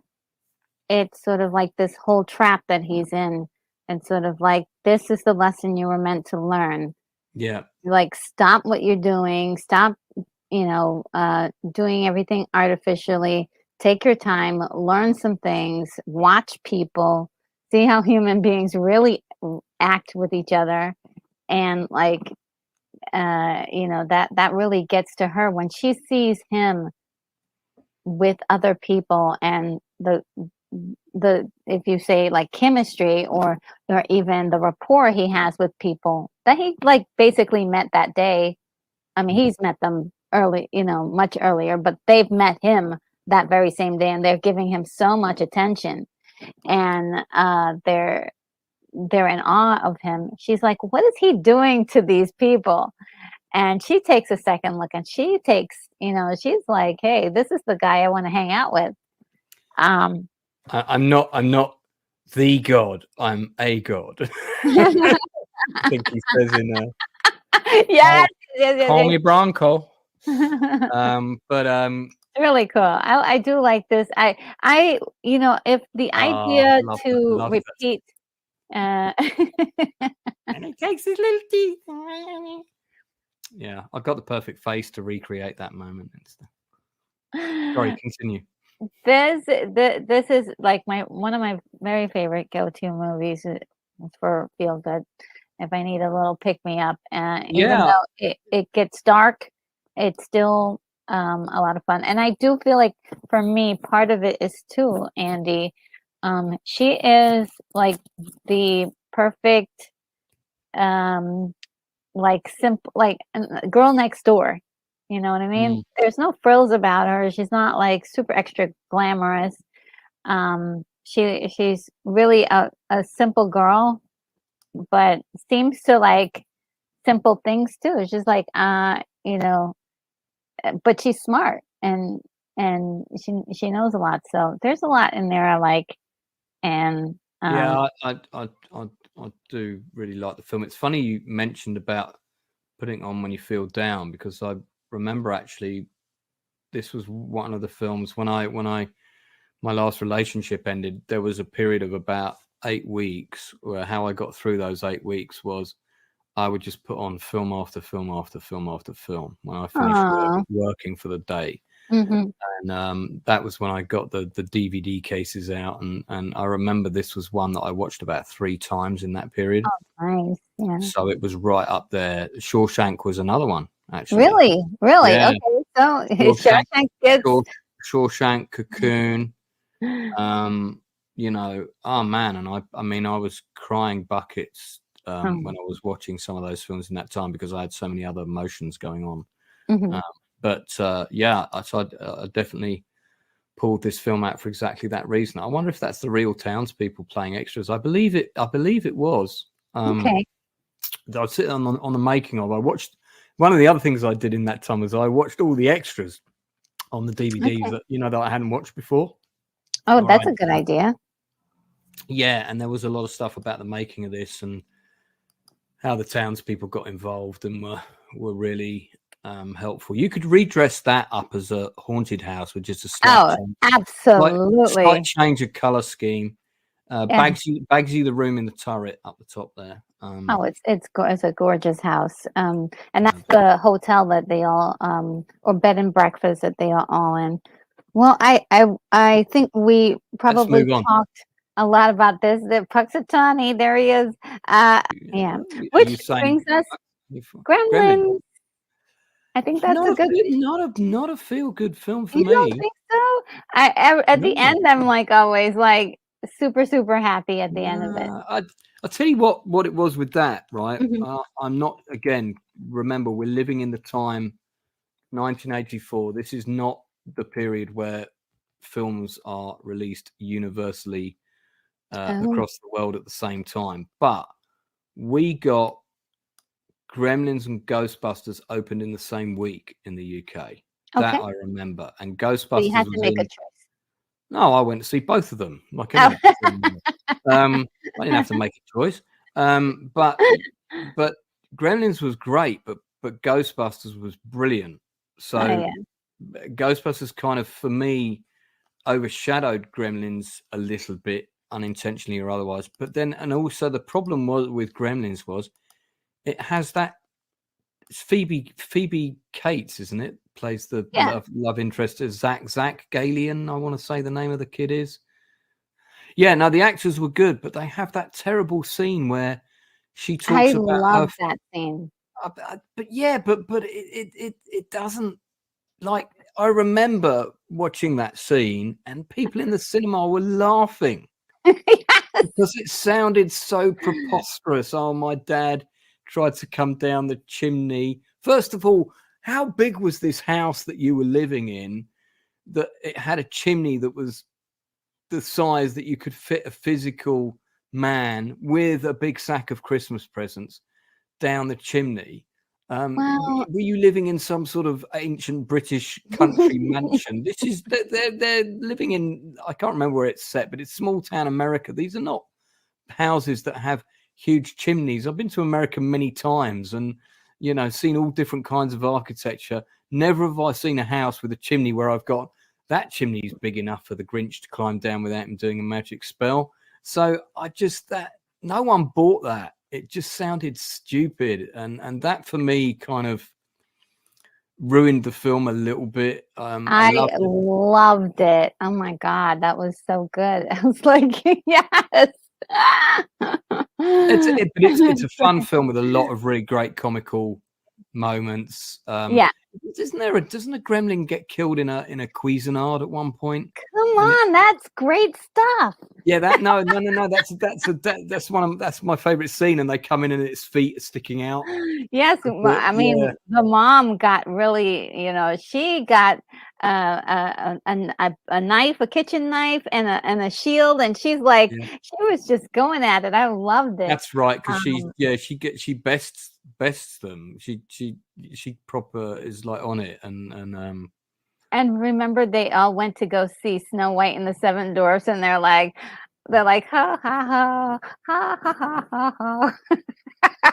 it's Gremlins is Joe Hi Dante. ho, hi ho. They're so great. They all sound really silly, and then they were. Isn't that a young? Isn't this kid in License to Drive? Isn't this the Corey Feldman? That's Corey Feldman from Lost Boys. Yes. Damn, man, yeah, I Yep. forgot he was in Yeah. Gremlins. Yeah. He was so So cute. every Yeah. man of It's my a dark. generation, we all Oh. had a crush on this woman. Oh. Of course you did. Of course everybody did. My very first She's girlfriend was a gorgeous. pretty close lookalike of her. She's still gorgeous to this day. She's wonderful. Because she did some sort of big drama, 3-part drama series based on a movie. It was a big TV movie event, and it was 3 women, and one of them was her mother, and you never knew which one it was, and she had a tumultuous upbringing. Do Oh, I you don't remember know. that? I'll look it up. I'll look it up in a sec. But that was the thing that introduced us to her, and then she was in Gremlins, not the other way around. Okay. I know that she was in Fast Times at Richmond High, and that's a feel good movie. That's a fun. Yeah, fun that's a movie. really. I think with Gremlins, it's like dark humor, and Yeah, so the dark humor kind of, you know, at the end of laughing your butt off of like, oh, there's this horrible story about this chimney thing, or this crotchety lady gets slung into out of her window because she's so mean, and the gremlins come in and they mess with they her mess with her village. stair lift. They mess with her Yeah, stair lift. Yeah, yeah. yeah, yeah. I mean, this is all terrible stuff. Like at the end of the movie, the entire town is in shambles, and the man is walking off with Gizmo, and it's sort of, I don't know. I always liked it because it's dark humor. I Oh, used look, to there's have a a little. Fangoria magazine right Yeah, there. that's why I kept that there. Just look at the way they've, and you can see there's a Freddy Krueger on the left on the cover. Mm-hmm. I did used to get Fangoria, and I used to see it too. it always had gorier pictures than often were in the actual film itself, because they'd have a lot of like on-set stills. And Hmm. yeah, I had a toy Gizmo, but you never seem to be able to get cool Gremlins figures. I don't know why they didn't bring them out. Yeah, I think they have more now. Oh yeah, I mean But there's but and retro toys of everything now. yeah, but Um, when they came out, you couldn't get any Gremlins toys, like the actual Gremlin. But oh, the the Blu-ray cover, Gizmo, it's so kind of cute. cute. Yeah, Yeah. And I think that's what softened everything up was that Gizmo was so adorable. But yes, dark humor sometimes it'll get you out of a time period of feeling really bad if you're if yeah, you're yeah. not if you're not feeling so well. I get why it's a feel good movie for you. I think it's a great movie. I think it's really funny, Hmm. but it's not a movie where I think, oh, I want to put a feel good movie on. Shall I whack Gremlins on? One I will one be of my honest as well. I don't think I own it. I had it Oh, on VH. really? Yeah, I had it on VHS, but I don't think I've got a DVD, or I definitely don't have a Blu-ray of it. I might And have a DVD, but I don't think so. what are your thoughts on Gremlins 2? Um, Underrated, but Mm. not Yeah, as I thought it's bad. good. Not as bad a film as it got. It got quite scathed when it in the reviews Yeah, when it came yeah, out. and I think they didn't again, it's another black humor kind of, Yeah, I don't venture. think it needed. I don't think it needed a sequel. It's No, a no, sequel where I watched absolutely it. not. I had fun. I forgot about it. I never rented it. I never watched it again. I saw it at the cinema. I thought, yeah, that was pretty fun. Yeah, give Didn't, it another look, and there's a lot of details in it that I I think I'd was like, appreciate it a lot more. "Ooh." I'd appreciate it a lot more now, because that came out, what, 86, 87, something like that. Yeah, yeah. Oh, I'm not sure. You'll have to look that up. But yeah, this is one of my favorite movies. Have to see it every Christmas. There is dark humor. That scene was scary to me when I was a kid Good when old, the good doctor old gets the Tom. injection. Yeah, Um, I yeah. was like, oh no. But yeah, there was some just straight up hilarious things. Now I see that scene with the doctor and I laugh like crazy because it's just like the way it's done, like it's like right in his tuchus. So Good old. I forgot that Dick Miller, of course, was in it's- this, and this was the year that Terminator came out, and of course he has a little role in oh Terminator yeah, as well. And yeah. this is actually when he kind of came on my radar as a Mhm. jobbing character actor. Yeah, he's in pretty much every In a lot Joe of them. Dante film. Yeah. So yeah, what a great Sad, actor. sadly no longer with us, but Yeah. passed away a few years ago, I think. So So that's Gremlins. Do we have any others for me to? Oh, look at the chat going crazy. See, they love Going Gremlins. crazy. Everybody owns Gremlins in the chat. Yes, and they're like, what? How do you not own Gremlins, Lance? Well, send me a copy. I'm quite happy to have it as a Christmas gift. So And you want to send me Gremlins as a Blu-ray Christmas gift, please now do. here's a curveball for you. Okay. What do you think of Grease, 1978? Definitely a feel-good movie. It's a film that at the time, as a young boy, it came out around the same time as Close Encounters of the Third Kind. Mm-hmm. And needless to say, I was far more interested in Close Encounters of the Third Kind. Really? Yeah, I guess so. Yeah, as a young boy, as a young boy. Yes. I see why. That was the film that your sister went to watch. As an adult, and actually, I mean, the first time I sat down and watched Grease properly, I was probably around 18, maybe a bit younger. Absolutely loved the film. I think it's phenomenal. Just incredible. And fantastic movie. God rest Olivia Newton-John's soul. Sadly no longer with us. It has a number of my other favorite actors in it. I'm a big fan of Stockard Channing. Oh yeah, she was fantastic in it. And then of course, Konecki, who was played by the wonderful Jeff Conway, who went on to play Zach in Babylon 5. Very sadly, had quite a public struggle with drug addiction, sadly no longer with us. But there's a number of other there's a few actors in it like that have done other notable things. Like John Travolta. I mean, he hasn't done very much lately. So no, just kidding. But Travolta's had an interesting career because he did this. He did Saturday Night Fever. And then there was that TV show, Welcome Back, Carter, at about the same time. That was never big in the UK, but it's huge here. There was the sequel to Saturday Night Fever, which was actually directed by Staying Alive, was directed by Sylvester Stallone. Yes, that film bombed and cost a lot of money, and it bombed. And then after that, Travolta's career went into the doldrums until Tarantino took a chance on him, and that resurrected his career. You can't forget Battlefield Earth, man. I've gone out of my way to forget Battlefield Earth. There's a really good movie he did, and it's kind of a feel-good movie. It's got like a sort of Starman feel to it, and the name of the movie is just one word, and it's the title of the character he's playing, like Joe or something. And it's about a guy who has a weird extraterrestrial experience and then has powers in the town. Oh, I think it's Phenomenon. Phenomenon. Yeah, Phenomenon. Right. Sorry. But let's not forget he was in Carrie, right? He was in Carrie. He did TV. That was around this time. That was filmed around this time. Yeah, he did a TV movie called Boy in a Bubble. He did also another movie called Blowout that was like a thriller. That didn't do like that great, but it was actually pretty decent. Isn't it funny if you look at this shot, right?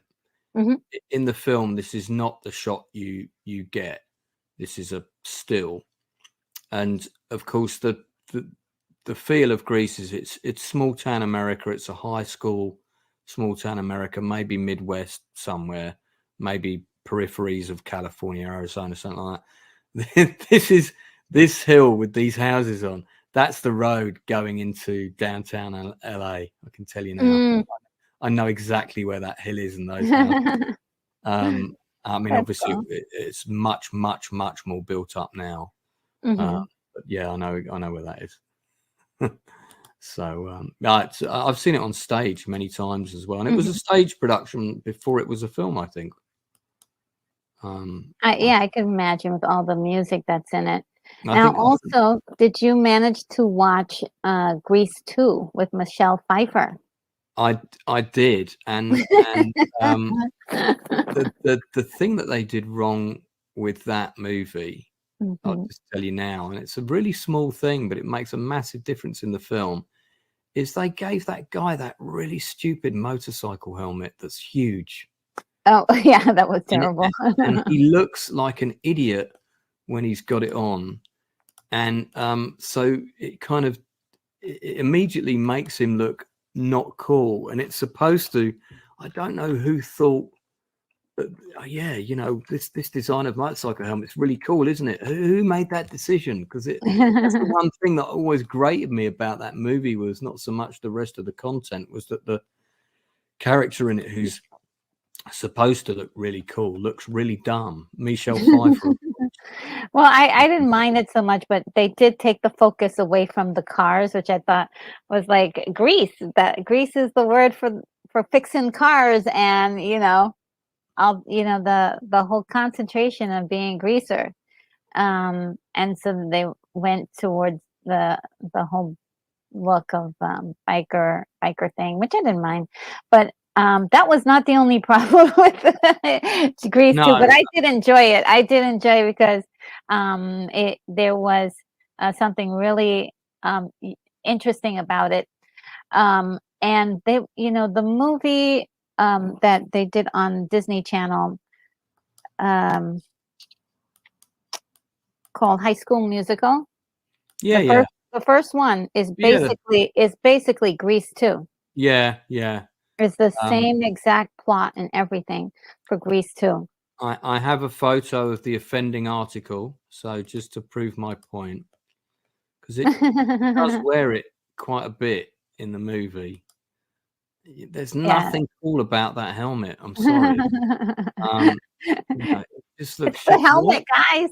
Why did they even make him wear the helmet? And I'll tell you why. It was their way of disguising. Well, we've got to put a stuntman on that bike at some point. Oh. We can't damage the actor. So what we need is a helmet that covers most of his face. And Hmm. I'm thinking, why didn't you just give him a cool hat and shades, or just shades really, and just shoot angles and get a good body double. But don't put a. Anyway, it looks ridiculous. Yeah. There's a number of really interesting supporting characters in this. Yeah. Frenchie's back, but she's the only one that's Didi really Con. there from the original cast. Is she still around? Yeah, that's Frenchie right there. No, I mean, is she still alive? I'm not sure that you'd have to look that up. But I think yeah, she's the only original cast member that came back, and they really didn't even give her much to do, but just sort of give advice every once in a while, which is Yeah. And if kind of weird. you look at the back, there's the actor. I think Oh is that yeah, yeah. Hmm. the actor at the back is either Christopher McDonald or Andy Tennant. The one in the middle is Peter Fraschetti. Okay. But the chap in the back with the red checkered shirt, he's been in loads of stuff and is still Oh yeah, working now. yeah. He's a Uh, wonderful actor. the guy down the front in the blue speckled jumper is doing his best Chevy Chase impression there. Is that what it is? You, and just behind him, you've got a Lou Diamond Phillips lookalike on the left there. Right, and that's who I thought it was, and I was like, oh yeah, he's not. You know what? It could be. It could be. He could be effectively an extra in it. I might have a quick Let's look. see. See Oh, if that's the case. But close. you've got, Um, a lot of the. I mean, Maxwell Caulfield looked the part. He had a mhm. good look. He's not a great actor though. I've seen him in Well, I quite a mean, I lot. don't think you have to be for this particular No, role, but I guess not. He plays a great villain in something. oh, Um, tell me. yeah, I I'm want to see trying to it. it's like he's like a suave TV exec or a suave TV presenter. Oh, Get the well, movie, but when you he's very good in that. And I remember when I watched it, I'd have a quick look at his credits. When I watched that movie, yeah, Empire Records. He plays a great oh, character in okay. Empire Records. I've never seen that, so I'll write it down. You would like that, and he's good in The Real Blonde as well. That's a good movie. Tom, the director of that, Tom DeShilo, is someone I'm trying to get on my channel Okay. for an interview, and he may be coming on. It's in the works. It's in the works. Okay. So Yeah, I mean, I didn't hate this movie. I liked it. It's also, it follows the same beats. And again, like I said, it High School Musical followed the same, pretty much the same storyline as this, and it was kind of interesting to see. And okay, so let's move on to the next. damn, Another. look at the chat. Grease 2 sucks, they're saying. Terrible, Stop terrible. it! They're loving Grease too, but Grease, the first Grease was like that's the epitome. That's where, that's the thing that we. I mean, Bugsy Malone is a feel-good movie for me, and that's one that we established you haven't seen.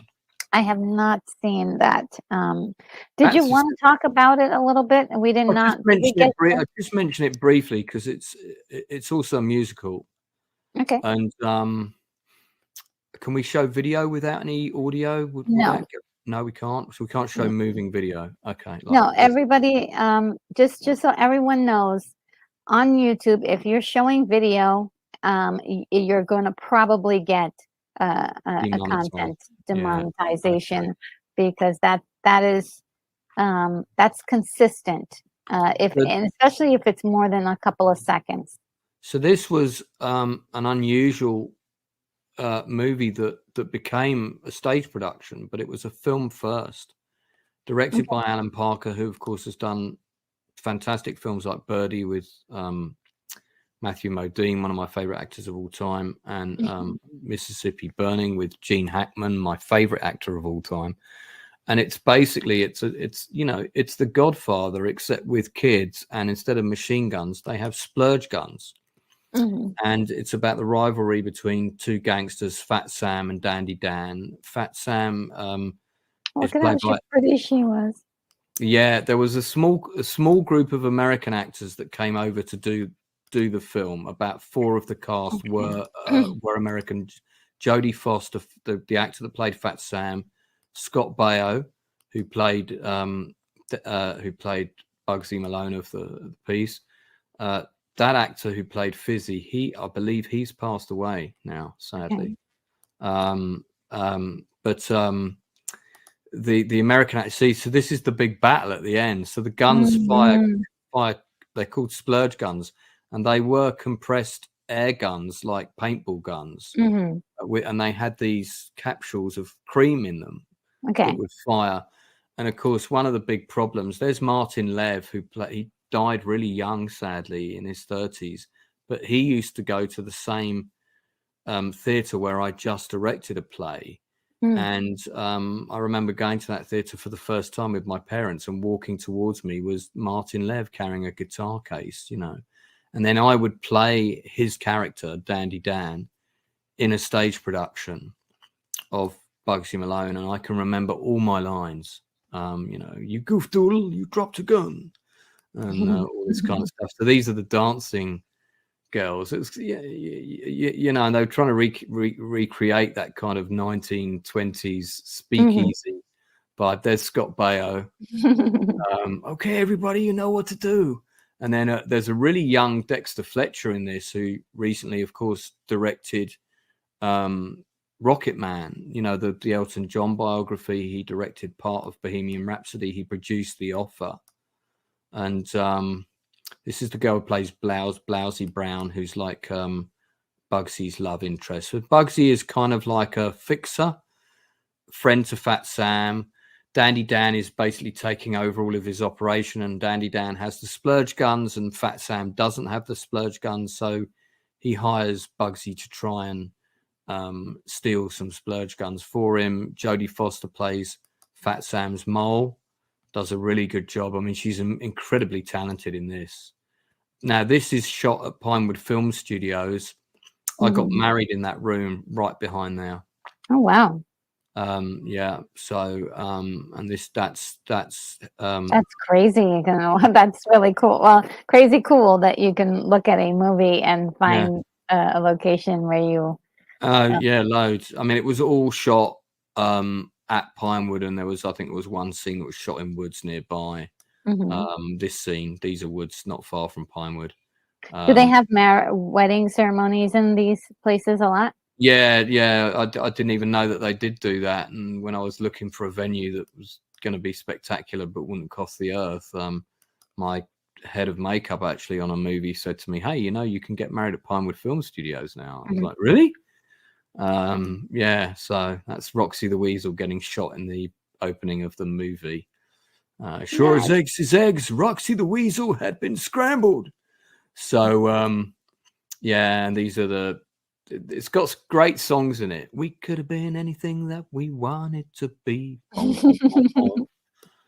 We're the best at being bad. It's so, and Jodie Foster has a couple of songs in it. I don't think it's her singing. There's Alan Parker on set with the actors, sadly no longer with us. He just passed away a few years ago. He came to see the stage production I was in. I'll never forget that. Oh, really? Wow. Everybody was like, Alan Parker's in, Alan Parker's in, You got Alan Parker and Michael Dolenz from the Monkees sitting in a royal box, like watching everybody on stage, Yeah, so and I've got that vinyl soundtrack. I've got it in the box behind me. I've got that. Oh, cool.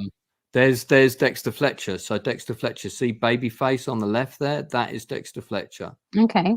Who went on to be in Band of Brothers.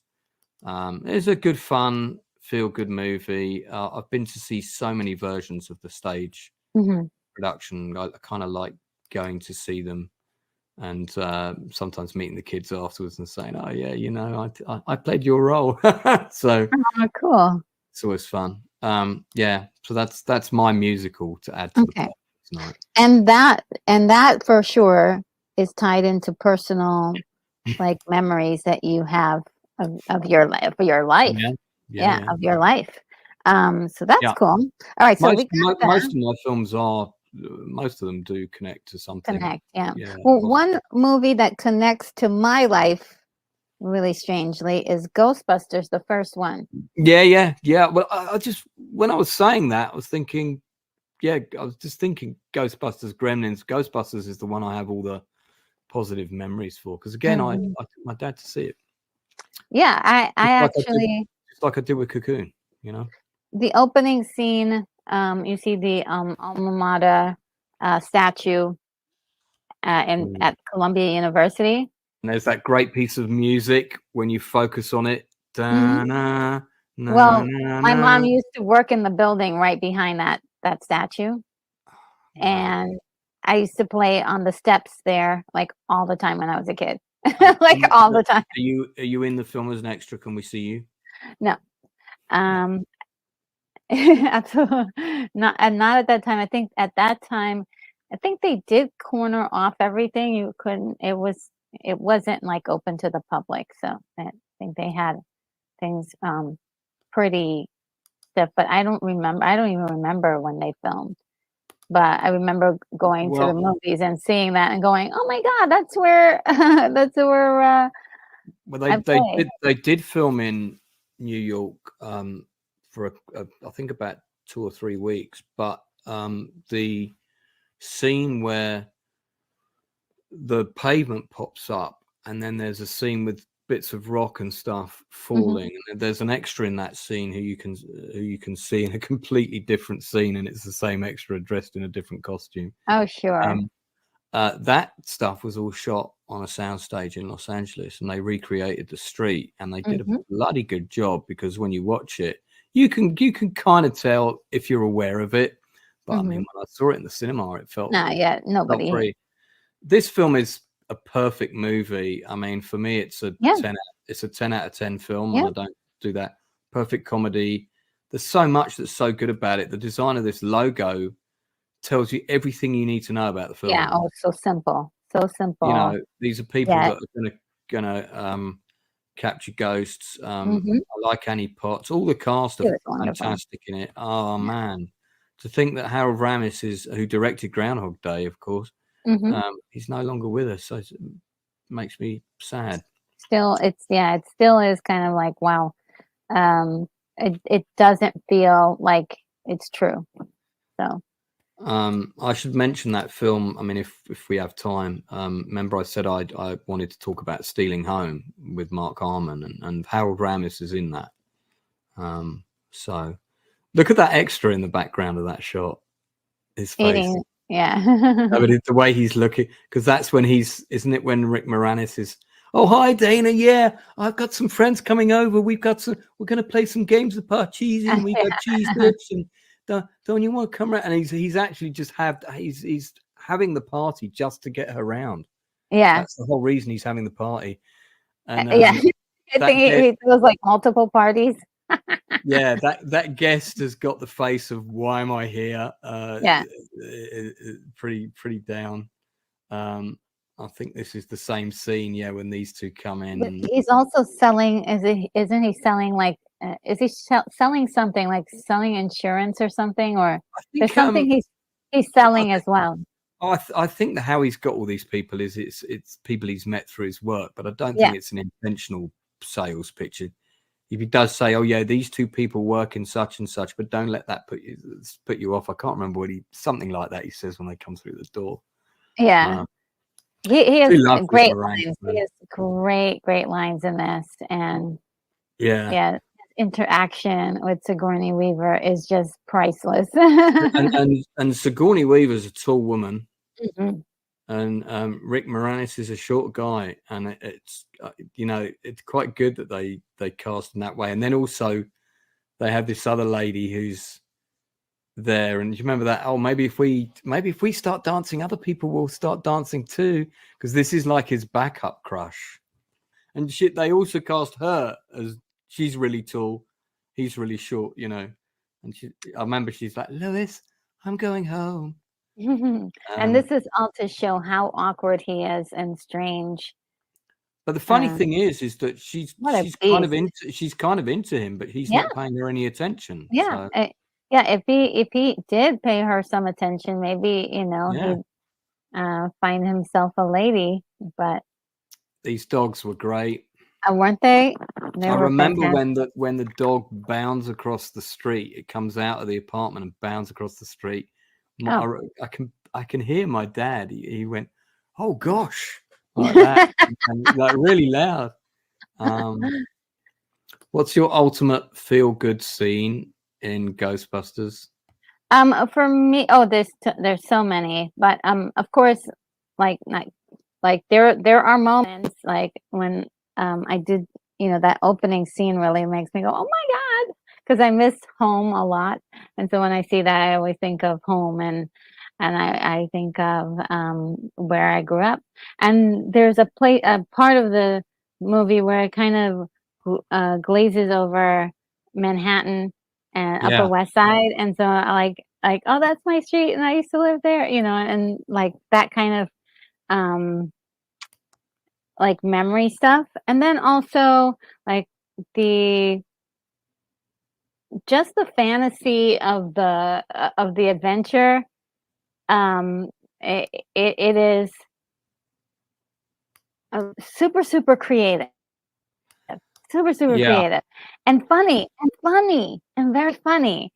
So we've got a whole lot of funny moments between the Keymaster and the gatekeeper, right? Or which one was it? Keymaster and the Keymaster and the gatekeeper. I love that bit when it's like he comes round to get Venkman comes round. She opens the door and she's like this, and it's like, you the Keymaster? Yeah, and no, shuts the door in his face, knocks again. Are you the Keymaster? Yes. Yes. Then very quickly he improvises a line where he goes, "Yes, I am very close to him. He'll be along in just a second." And then there's that whole bit where at one point he goes, "Oh, go on, it'll be fine." No, I can't. He's having a battle with himself, but to not sleep with her, Yeah. The actors in this, they stuck to the script and they knew when to throw out an ad lib, but it was done sparingly, right? Yeah. I do not feel good when I watch the more recent version of Ghostbusters. Oh, I liked it. Okay, I know that a lot of people didn't like it. I didn't. The one with the four ladies. Yeah, I thought it was decent. I haven't to this day. I have not seen a Ghostbusters movie I did not like, and I know that that's not the truth for everybody. So to each their own. I did not mind it, but this is the best for me. Dana, there is no Dana. There's only Holy Zool. Zool. Yeah. And one of my other favorite parts is, "Are you a god?" No. Right. When someone asks you if you're a god, you say yes. I mean, my favorite line in the movie is everything was going great here until Dickless turned off the power grid. Oh, yes. True? Yes, it's true. This man has no dick. At least that's what I heard. That got the biggest laugh every night, and I went to see Ghostbusters 4 times in the same week. I remember I even told a fib to my parents because I went to see it on like the Friday, and then I said to my mum and dad, "Oh, I've got to borrow some money because I'm going with my friends to see it again on Saturday. Everybody's going, and I've really got to go, you know." And my mum looked at me and sort of said, "Who's going?" And I said, "Oh, you know, Paul, Fred, James, Bob, whatever." And I didn't know that anybody was going. I was only allowed to go to the cinema on my own if I was going with friends. So she gave me the money. My dad drove me in, and there were some kids from the year below me in the. There was a massive queue. You know, the queue went right round the back of the cinema to get in because everybody now word had got out. Yeah. It was amazing. And these 2 girls from the year below me went walking past, going, "Oh my God, the queue's really massive." And I was like, "Lucy, Joanne, hey, there you are. I've been hoping your place is." And then the 3 of us went in and we sat together. Lucy and Natasha, it was, and actually, then my dad actually gave those girls a lift home. And afterwards, he was like, "Hey, yeah, cooler, son. You went to the cinema with 2 ladies. This is pretty good." I didn't have the heart to tell him it was all a coincidence, and I just happened. It was dead lucky that. See, so I got lots of really good memories. I went to see it with my dad on the Sunday. I said, "Dad, you got to come and see this film. You're going to love this film." And then we went on. So I went like 3 days in a row. I saw it. Oh, wow. Yeah, loved it. Loved every minute of it. You know. Yeah, it was great. I didn't know that anybody had any problems with this movie, but I didn't. I loved it. I thought it was really. Why? Who's got problems with it? I don't know. I like that's when and I was like, what's checking going the on? chat. I'm just checking the chat to see if anyone's saying anything. Is there people? I don't ever remember there being any kind of latent backlash. I don't think so. But whatever. This was at the end of this, you know, since after going through all that we went through, and a lot of it was ridiculous but fun. You do feel you got that good feeling at the end, that wonderful feeling. I mean, I don't know about you, but when the song came on, yes, everyone in the cinema was singing it like yes. Everyone would shout out "Ghostbusters!" Yeah. It was. I remember my dad being because my dad, like, he might have heard the song on the radio, but he wasn't expecting that. And I remember him like going, "What?" We're all singing along. Okay. Yeah, that was another thing. Yeah, the music to this song really hit a chord. And that was great stuff. Great stuff. It's a lost time as well because you don't get that kind of atmosphere, which of itself is a feel-good atmosphere. You're in the cinema.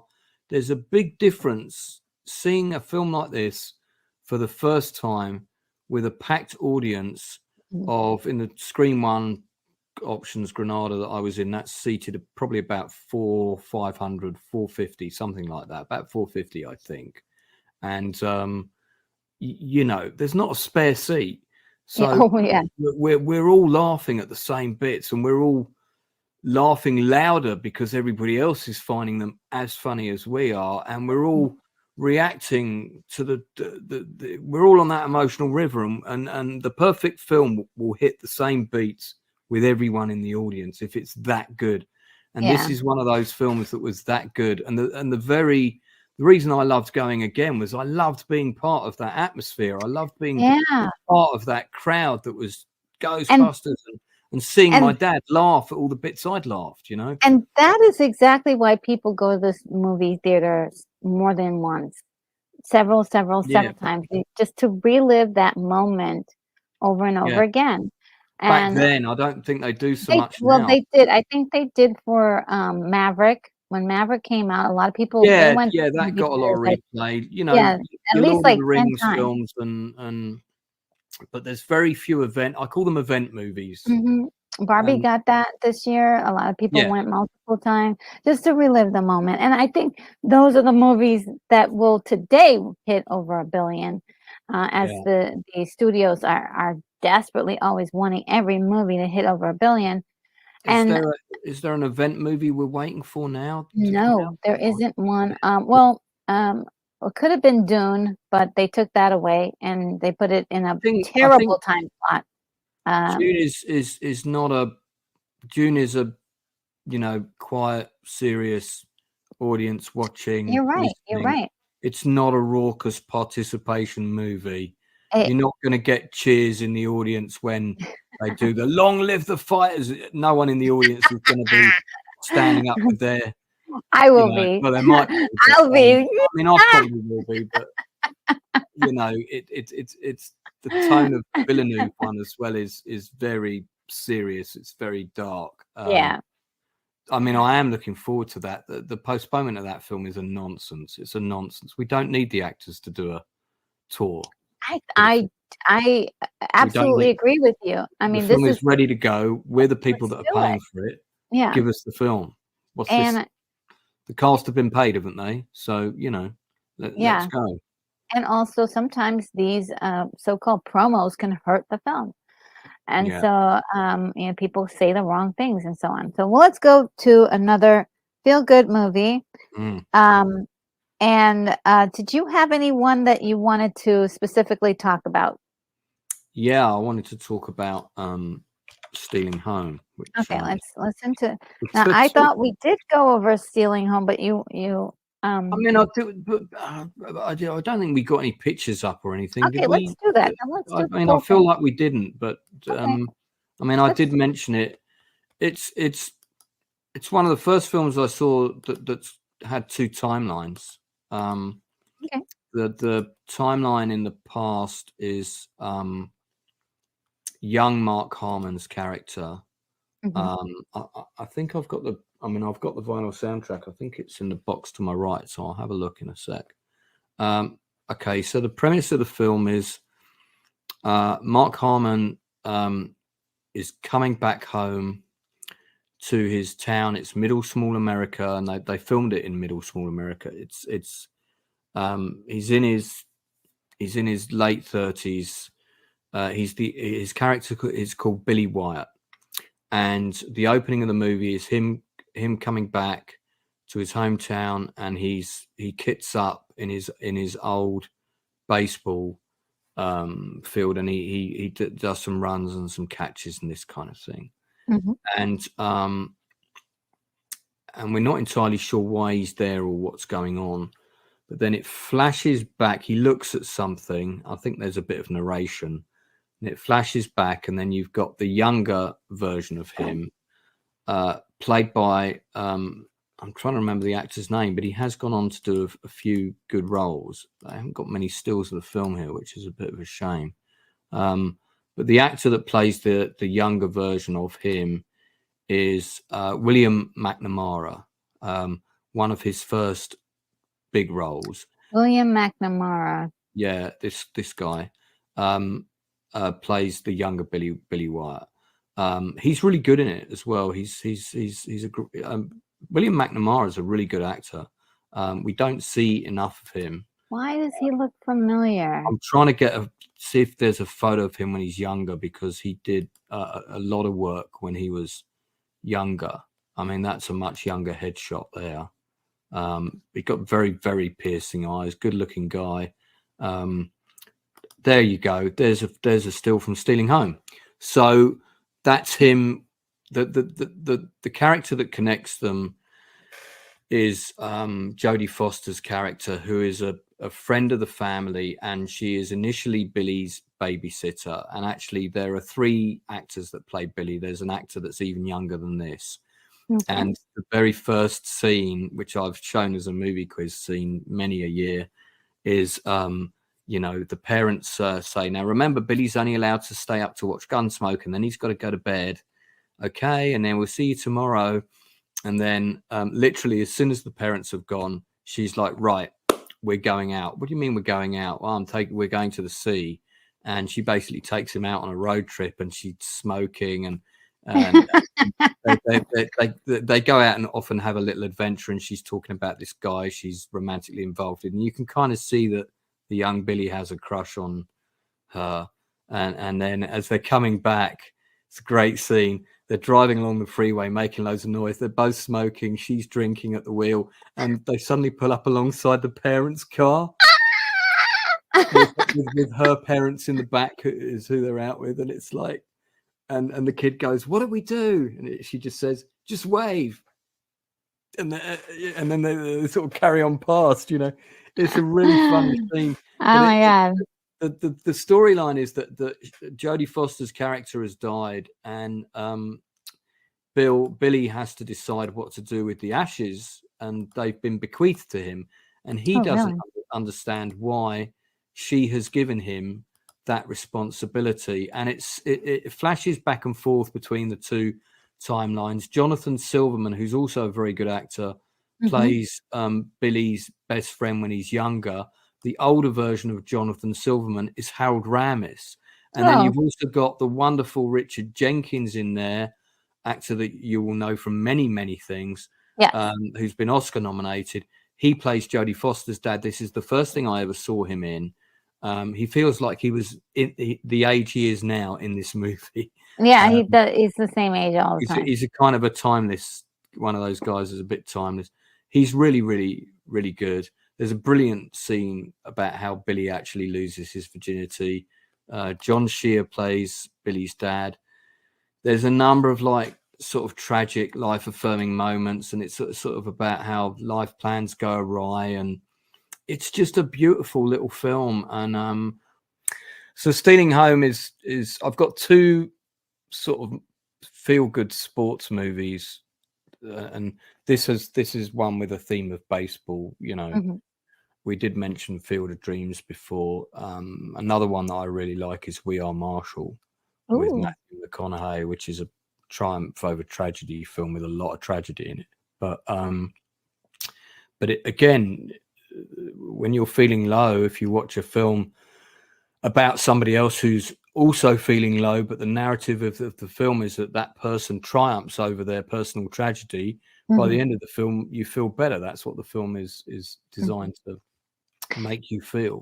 Now, I also too think that works especially if you know this film, you've seen it before, and you know that they're going to get through, and you see this, you're having a hard time, and then you see this, it's even more like, for some reason, you're like, okay, I think I can make it up. I'll watch this, give me a little inspiration.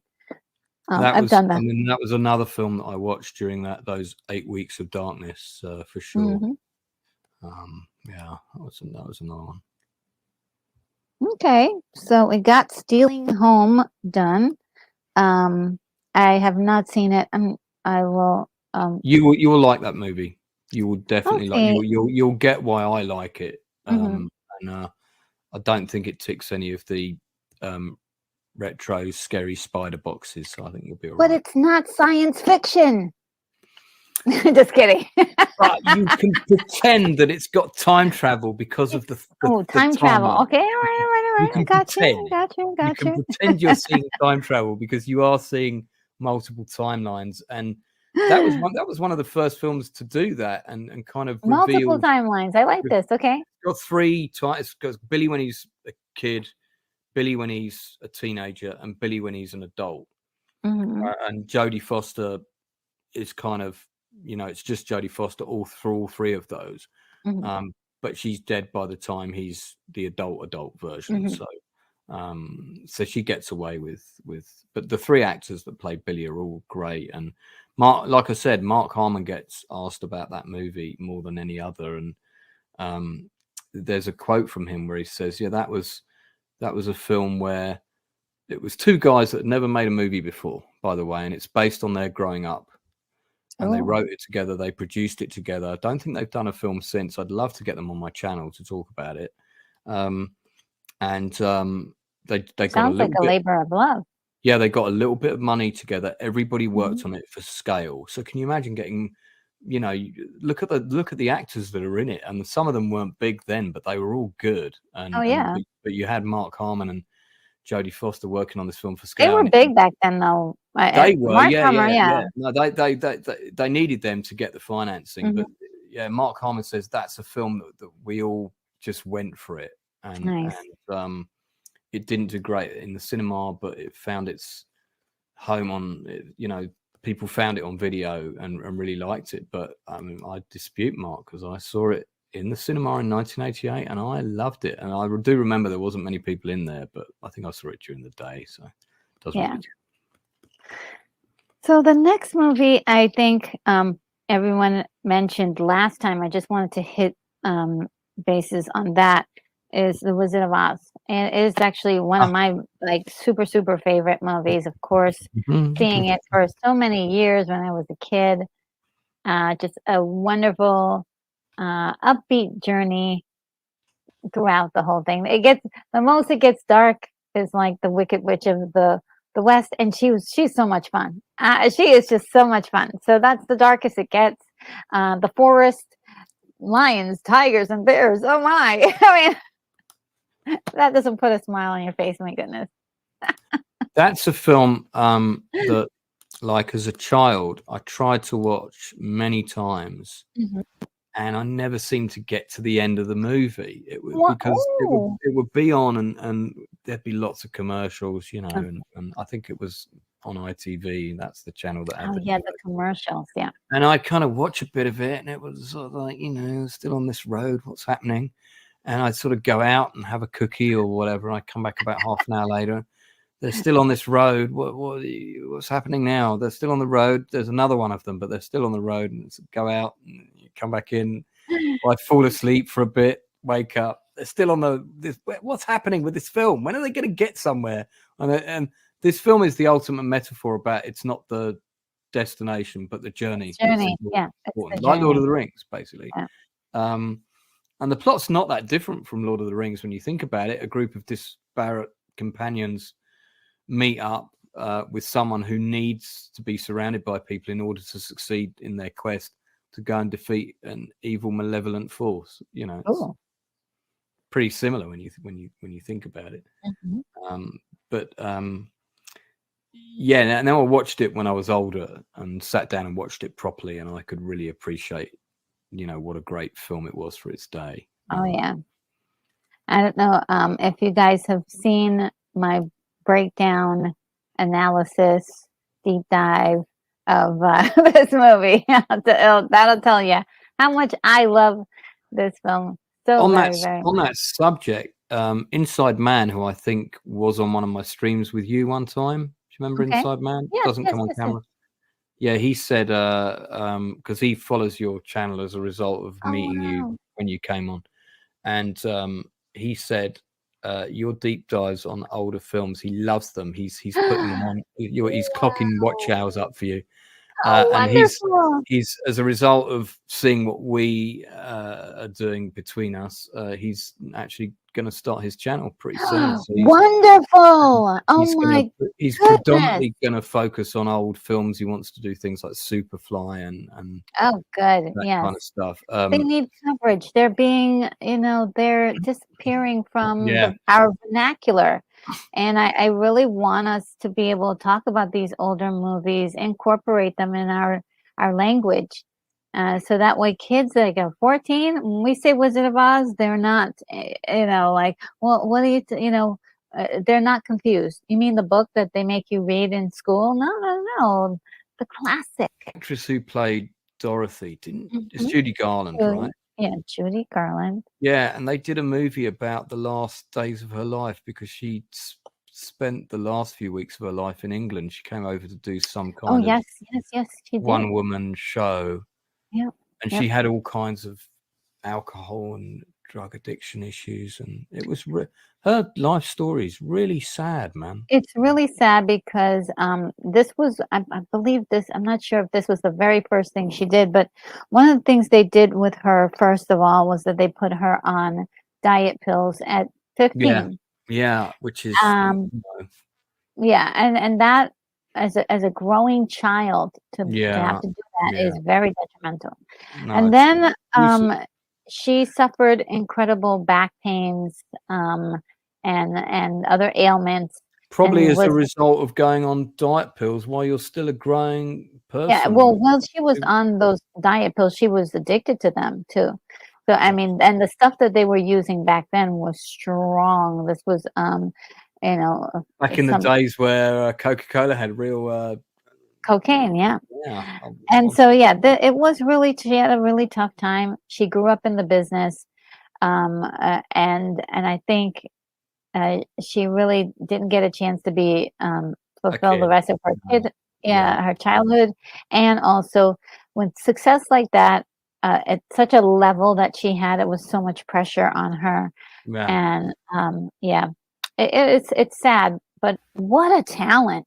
Yeah, I Okay, know. I mean, everybody in this film, ridiculous.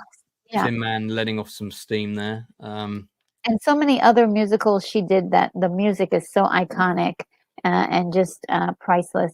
So yeah, these actors, all of them, basically for this particular production, the makeup was pretty grueling. A lot of Yeah. the contents of the makeup was horrible for them to be exposed to, but they went through it. This lady, I forgot the name of this actress who How plays the witch, how long but did it she had a take you to horrible accident. how long did it take you to get up onto that roof for that shot, Retro? You recognized me. Ah, of course, the hair's a giveaway. Yeah. I'll get Did you and your did little dog too. were you saying she had a terrible accident, did she? Yeah, yeah. The first scene where she meets Dorothy, and then she decides she's going to go away, but there's a big, huge flame of fire. So Right. something happened. There was a mishap with the hatch and the timing of her going underneath the floor and the fire that they got her, and I'm she was amazed that they haven't done like a sort of 6 or 8-part miniseries oh they about could. about the making of The Wizard of Oz, like a Ooh, drama series with actors would be playing these so people good. and showing all the stuff that went on behind the I think that would be fantastic. Me too. I Yeah. think so. And they did do a movie. They did do a movie on Judy Garland's life, and there's several. No, But I saw the recent one. It was actually pretty good. I love the scene where the but two gay men take her out to the restaurant or they're there, trying to find a restaurant for her to eat there's and make. another one where there's a young girl who plays her as a child, and it shows how she was sort of treated as the property of MGM. It was really They uh, have there's loads of flashback scenes in the recent film that cover is that. that it? Is that it? Well, Yeah. that's a different production. So I think there is another one out there. So there may be quite a few. We Don't think any will of them are left alive, proceed but to the part where we're gonna talk about the things that make us feel good. Fly, my monkeys fly. see, I knew you did that part. You got the dialogue dancer about the Toto. She says, Oh yeah, I always forget that the woman at the end, and you were there, and you were there. She's yeah. the same actress that plays the witch, of course. Yeah, yeah. And I have a full, a really crazy, wonderful theory about why these people are in her real life and in her like fantasy about uh, this wizarding world. Do tell us, Retro. I like the makeup they used for your nose here. Oh, thank you, thank you. You But don't just have that. remember, if you keep messing with me, I'll get you. Yeah, you don't have that pimple in real life, so they must have had Yeah. it. Okay, tell us your Wizard of Oz Well, theory. it's actually pretty long. I think you should Oh, just watch shall the we? video. Okay, But so is it um, do you expound that theory on your deep dive on the movie? yes, I do. Oh, Yeah, okay. yeah, So go to Retro Nerd Girl's video about the deep dive, and yeah. there'll be an updated version with Lance's stories about the Little People's Adventures offset. There's not going to be an update. But oh my goodness, her singing that song over the rainbow is just perfect. Oh, I don't know how many times I rewound the VCR tape to there's hear a that part. there's a singer that sung that who also did a song called Fields of Gold, and she died really young of cancer, like in her 30s. I forget her name, and her version of Somewhere Over the Rainbow, God, it's amazing. Yeah. I can't Uh, remember. I I'll know look that her up. there's a lot of people who's done the song, but They have um, indeed. yes, Patti LaBelle does an amazing version. that Somebody in the chat is writing out that name right now, but I'm Eva Cassidy. okay. Look up Eva Cassidy's version of Somewhere Over the Rainbow. She died in 1996, and I dedicated one of my plays to her, and two songs were in it. Fields of Gold and Over the Rainbow were the two songs. Yeah. Okay, so I think just to reserve time, I will only do one more left. Sounds good. And I've then got to try and get my Xbox working in a minute so I can feel good. okay, and then maybe we can continue to do it again. Maybe we'll do one more. Yeah, just because I have, look at this list. Oh my God. And we just crossed off maybe 6 of the read out a few, and we'll pick one I'll get excited about. Well, okay. Well, let me do one in particular because I really Okay. want to do this one. And I think I hope you like this one too. I think it's unlikely that I won't. The Princess Bride. Oh, well, how funny that you should say that, because I was texting my casting director, when we did this the other week, and saying to her, hey, I'm doing a stream on feel good movies, blah blah blah blah blah, and I mentioned a load on a voice note and said, is there any I've missed off that you think I should have? And she said, you can see it there, look, have you got The Princess Bride on your list? So, and I was like, actually, I don't. Yeah, The Princess Bride. I love Princess Bride. Yeah, it's really wonderful. We got a chance to catch it on a watch party a few weeks back, and it just put a smile on my face for a long time. It's just my so name funny. is Edmund Montoya, and you killed my father. Prepare to die. And then he runs.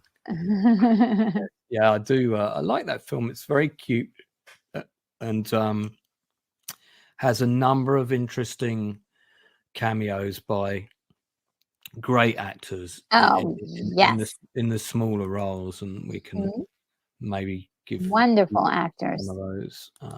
We'll get some shots up in a sec, but yeah, Wallace Shawn, who played one of the main he played the Grand Nagus of the Ferengi in Deep Space Nine, he plays like the little inventor guy. I think he's the friend of the giant, if I remember rightly. Robin Wright does make a good princess. I would say. I would say second only to Retro Nerd Girl in the Princessometer. Well, I'm a witch and a princess. I get it to be everything. Woo! you're the space princess. Yes, thank you. I do take that as a huge compliment. Thank you so much. I actually have only ever dated one blonde in my life, and whose name I can't remember, but she's the spitting image of Robin Wright in this picture. What? Wow. Yeah. Had that same kind of slightly wavy hair. That's Malcolm Story, who's a British character actor who did a drama show called The Knock. There's the funny rat. Oh gosh, they were so gross. I like how they're so funny. What is it about The Princess Bride for you that makes Mhm. it the one of the ultimate feel good films?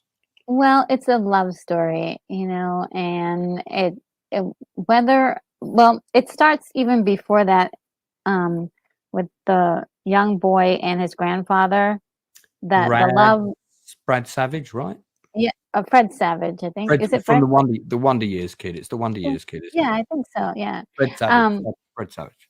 and, the relationship between them and, the whole term, "as you wish," as meaning, "I love you." And so, um he Yeah. says it, at the end, he says, "Well, maybe you can come back next week and read it to me."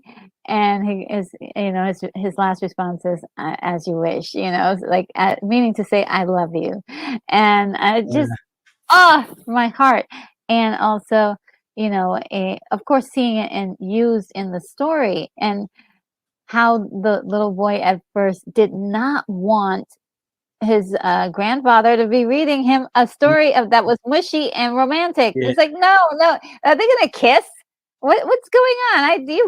You told me that this was gonna was not Then gonna be a mushy." isn't there a scene where he sort of says, "Yeah, okay, well, we'll stop now," and he's like, "Oh, you can read a little bit more if you want." Oh, okay. I thought you wanted us to stop. Yes, I love that part, especially he looked like the way he shuts the book. He's like, "Oh, out, where Can you that believe part." that Chris Sarandon now, who's so good in the first Fright Night Oh, movie? yes, I yes, love the wonderful. first Fright Night film. Chris Sarandon is now 81 years of age. Wow. Can you believe that? And I always get him and sometimes I get him mixed up with Raul Julia, who sadly is no longer with us. Yeah, And I always get mixed up which one of them passed away, and I had to check. Of course, yeah, it was Raul Julia, but it's yeah. hard to believe he's 81. Yeah, Yeah. and I also was surprised to know that he did the voice for Nightmare Before Christmas. I think He did a fabulous. he does the main character, doesn't he? Yeah, the main speaking voice for Yeah, Jack yeah, Skellington is Jack. really Yeah, great. that's right. And yeah, what a great performer. Love him in, like, mostly everything I've seen him in. I haven't seen anything where he's been terrible. So, yeah, I wish he was in more things, Well, actually. Christopher Guest Oh, yes. is such a wonderful actor. Mhm. Also a producer, director, and writer in his own right. Of course, he did the amazing film "This Is Spinal Tap," with Mhm. which I'm pretty sure Retro's previously told me she's not seen, and I said, "What?" Uh, but was I've seen a possibly, lot of it, but not all of it. I mean, that's one of the funniest films ever made. This is Mhm. Spinal Tap, and I think we talked about Best in Show last week, and we Yeah. did talk about Christopher Guest a bit. But when I first saw this movie, I did not realize it was him. Yeah, Uh, he's totally different than anything he's yeah, ever played, yeah, and he's still gut-punchingly funny. Like, yeah. it's like, and it's dry. It's all dry humor. It's all upper brow stuff, and it is just funny. It is just funny. Wow. Yeah. And I love when you can make me laugh when it's not overtly a physical thing. It isn't like, a schlocky gag. It was all done with this grace and, elegance. I just loved it, loved it, loved it. And he turns out to be the ultra bad guy. Is He great. does. If you look in the background, you can see Charles Bronson's actually sneaked onto the set there in top You're left. joking. Yeah, this is the poxmarked woman. Nutrition. Uh, now Carrie. Now, is this surname pronounced? I I always think it's pronounce Elwes. Els. Carrie Els, very good in this. Yeah. Not long after this, he did Glory, which is a fantastic movie. Came out, Mhm. I think, the following year. I think Fred Savage does have a brother called Brad Savage, who was in the original TV two-part Salem's Lot, and Okay. Brad Savage is one of the first kids to get turned into a vampire. So I get Oh, them. is that what? Oh, okay, I know exactly which one. knocking on the window. That's him.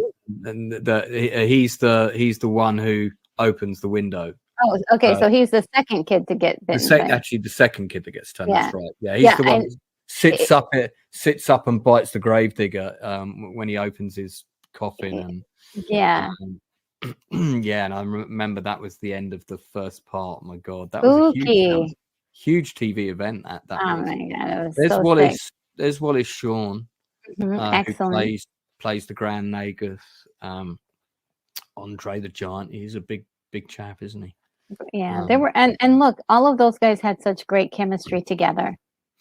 Yeah, they did indeed. They did not compete for each other on screen. They just seemed to work perfectly, and the humor. It just stitches. Wallace Shawn is a fantastic actor. I think most of this was filmed in the UK, if I remember rightly. I could be wrong, but I think I used to have a set of lobby stills for this movie. I haven't got them anymore. I mean, that definitely looks like the UK. I can tell from the types of trees. Okay. But I'm curious to know. But yeah, I was working at the cinema when this came out. Okay. I had an original UK cinema 30x40 film quad poster for a long time, but I think I sold it. Did it come out in 1987 for you or in 1988? Because I know that you said that there was some no, time. I mean, I think it came out. This film, you got it in September of '87. Okay. I think we got it right before Christmas. I have a vague recollection of it being a Christmas movie, and I was working at the cinema from around that. That cinema reopened in September '87. Yeah, it would have been Christmas of '87. We would have got it. And because I definitely saw it before I went to the States, not afterwards. So that was one of the ones where the gap wasn't so big. Filming took place in England and Ireland in late 1986, including areas of Buckinghamshire, Derbyshire, and some places in Kent. Okay. Haddon Hall in Derbyshire is also used for the TV show, with all the posh people living in the house. Oh God, I forgot the name of it now. It's been going on for forever. So it starts off where the two sons have drowned on the Titanic. You know the one. No. Probably not your bag. But I don't know anything about this. This is totally new stuff for me. Yeah, there's been there was an attempt to stage a musical based on it. That would be bad. Yeah, there's been 2 attempts to do it, but both of them fell apart. I did not know that. Yeah, I wouldn't dislike that. The thing that would really kind of bite me in the wrong way would be a remake. Don't do it. Yeah, like if they even think about them, like you guys are just pathetic. It's listen to this. It's been considered. Oh no. Sony Entertainment Pictures speaking of interest in remaking them. But there's a lot of famous people who want to be involved, but I won't mention their names. Want to redo the Princess Bride. The reaction to this via social media was very negative, with the fans of the film asserting that a remake would be a bad idea, and it's simply inconceivable. Inconceivable. Carrie Yules paraphrased the film saying, "There's a shortage of perfect movies in this world. It would be a pity to damage this one." Yes. Jamie Lee Curtis, Guest's wife. I keep forgetting she's married to Christopher Guest. Yes. There is only one Princess Bride, and it's William Goldman's and Reimer's. God, and I forget that this was written by the late, great screenwriter William Goldman, who, of course, did Butch Cassidy and the Sundance Kid. Mm-hmm. And he also wrote A Bridge Too Far, did the screenplay for A Bridge Too Far, which is one of my favorite movies of all time. But I mean, you know, What you will kind of have. movie is A Bridge Too Far? Just briefly, like one sentence. It's a true historical war film. Okay. Yeah, so enough to determine that Retro probably won't watch it. No, I actually put it on my list. Oh, I mean, it's an exceptionally good movie. Okay. It's not a film that I stick on to feel good, but if I did watch it in that 8 weeks of darkness. That was another one I did put on. I actually had it on simultaneously on my computer and my What? We have to do a show just on what were all the films that you watched during your 8 weeks of darkness. 8 weeks of darkness. I tell you, I mean, he also wrote the screenplay for Maverick. Okay. Yeah, he did the screenplay for Misery, which is also directed by Rob Ooh. Reiner. It's the film he did after this. Okay. He did All the President's Men, Marathon Man with Dustin Hoffman. So some proper cracking films. And he was a script consultant on a lot of other movies, and did uncredited rewrites on Twins, The Last Action Hero, Indecent Proposal, Fierce Creatures. So okay, there you go. So yeah. Okay, So that one, Princess Bride, was our last one. That's our last one. Yeah, look at the chat going wild for Princess Bride. They agree. Sequel should never happen. And the crowd is going wild. Crowd's going wild. Thank you for that. Appreciate that. Thanks for those compliments there. This has been really fun. I mean, I have to do more of these, but before I go, or before you go, let us know. It's your turn to come on my channel soon. Yes, well, we're going to be okay. So let's talk about that. When is that scheduled? Oh yeah, so on the 17th of December, it'll be Sunday kind of evening my time, late Sunday afternoon for most Americans.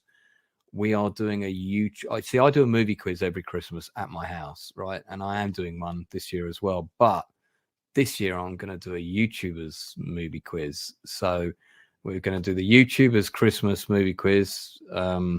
Retro is already hard at work designing the poster for me. It's going to be very unique. I am. And Retro is. Did you hear the assertive voice there? I am already designing it. And Retro is going to be keeping score, so she's going to be my kind of Debbie McGee in the quiz. I will be the quiz master, and we're going to have 2 teams of YouTubers battling out, but there's going to be a third team that can participate. Guess who third team is? The third team is the chat. Ooh. So if the players on the stream don't guess the questions fast enough, and the chat have written the answers in the chat before they answer, the chat wins the points. So the chat gets to answer if the chat answers the questions before. Yeah. So you've got to be quick. You've got to be quick. Chat, get in there. Your internet get connection. in there before I hear an answer from your team. Chat gets the points. So you got 2 teams playing against each other and against the chat. It's going to be a lot of fun.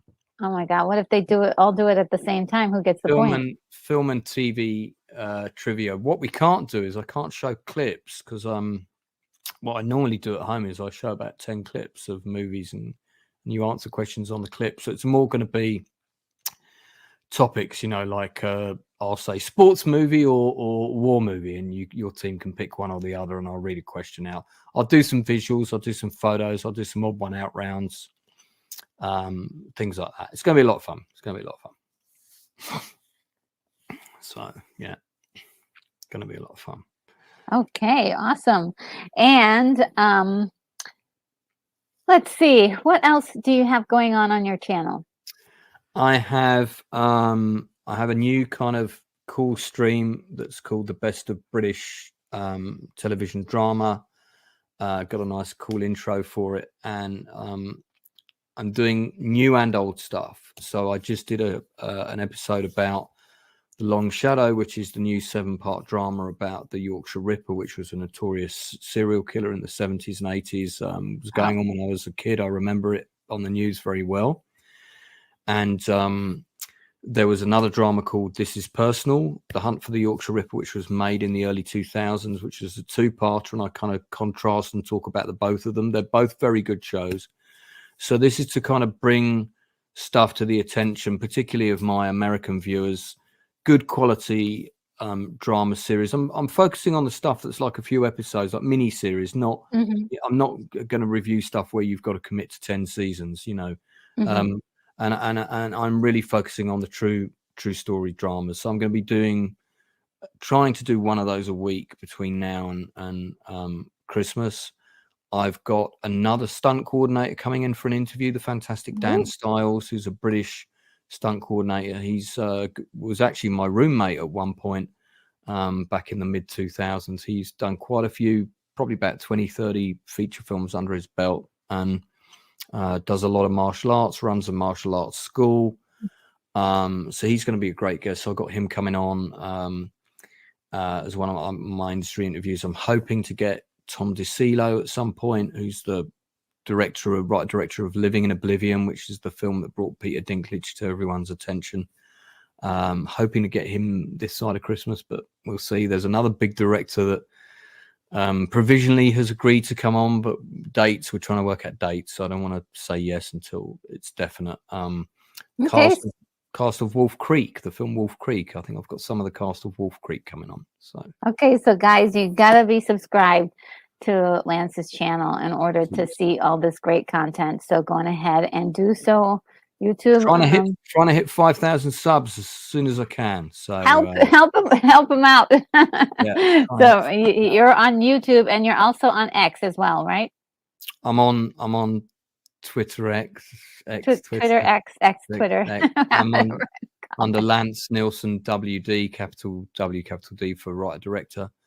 If you want to contact me personally, go through the Outcasts Creative Facebook page. You can drop me a message there. Several people have done already. There's about 42 industry interviews on my channel. Just look on the playlist, you'll find them all. There's a lot of great stuff there. Quite a few actors from back in the day, and some recent ones from House of Dragon, and some great stuff there. So lots of stuff. Something for everybody. Yes, he has a great channel. All right, well, thank you so much, Lance, and we're gonna, I guess, see you at the next shindig that we do for Feel Good Movies. For sure. I'm gonna do one on sports, favorite sports movies. It'd be great to have you on for that one. Okay. There you go. Hopefully you guys can hear me. That was the recording of Lance and I talking about Feel Good Movies, and I wish he was here, but he had something that came up, so we had to do this recording and continue our conversation from last time, which was really, really awesome. So yes, let me know if you guys can hear me, because I'm not sure if you can. Let me know. Shoot me a little sign that you can hear me. Keithy, is this live or retro? You're too funny. Yes. Okay. So I'm gonna go back a little bit for the comments, because I'm so glad. I'm so glad that you were able to make it. I know that sometimes you don't get a chance to be here, but Stunt Brat is here. How are you? So great to see you, and definitely so glad you can make this conversation. We got to one of your favorite movies, The Wizard of Oz. Just one of my. It just touches me right in the heart, right inside. And yes, this has just been such a great conversation.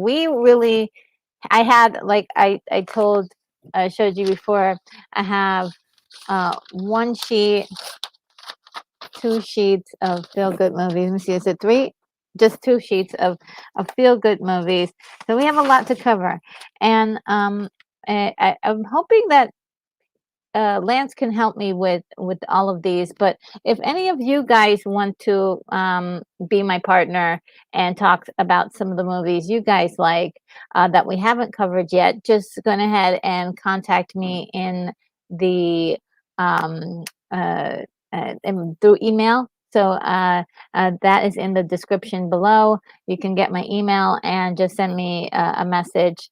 Anything else you want to privately address, also to do use my email.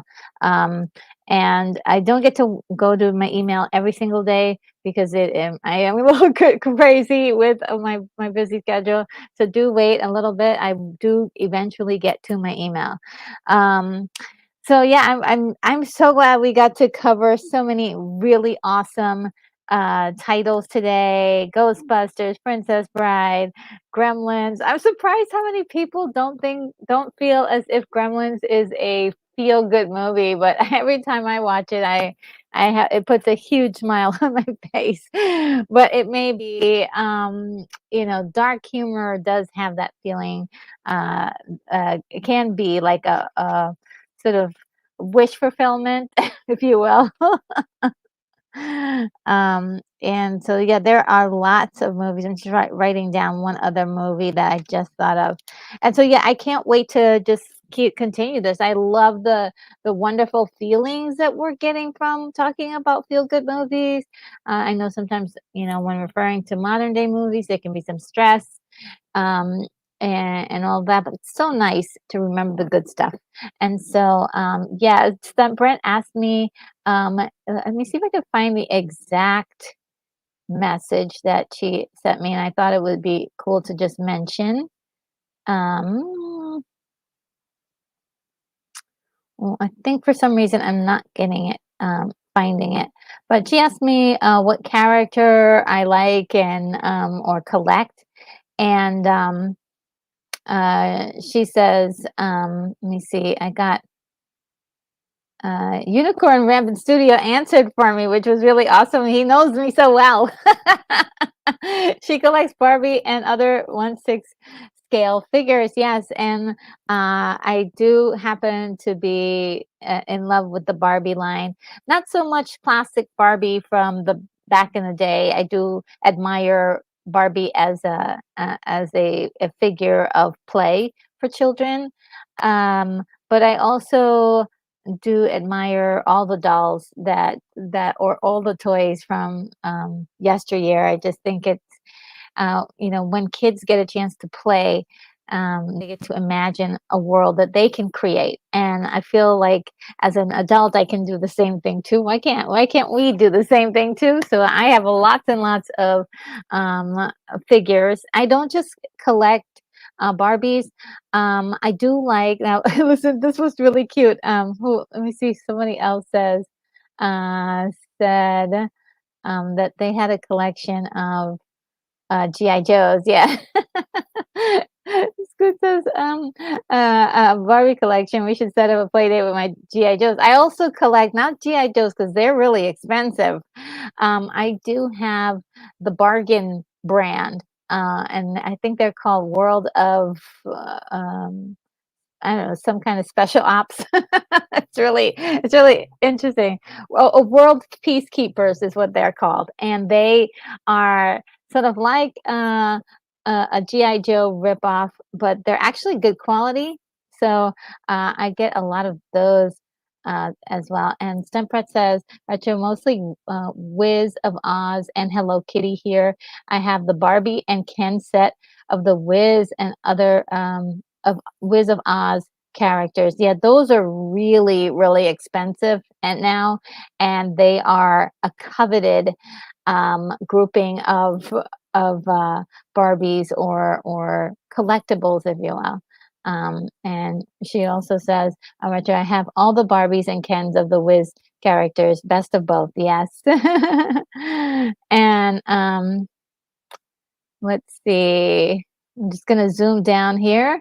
Thank you guys. You let me know that you can hear me. Moonbeam, Keith E, Sean Ennis. Thank you so much, William Blake Hall. And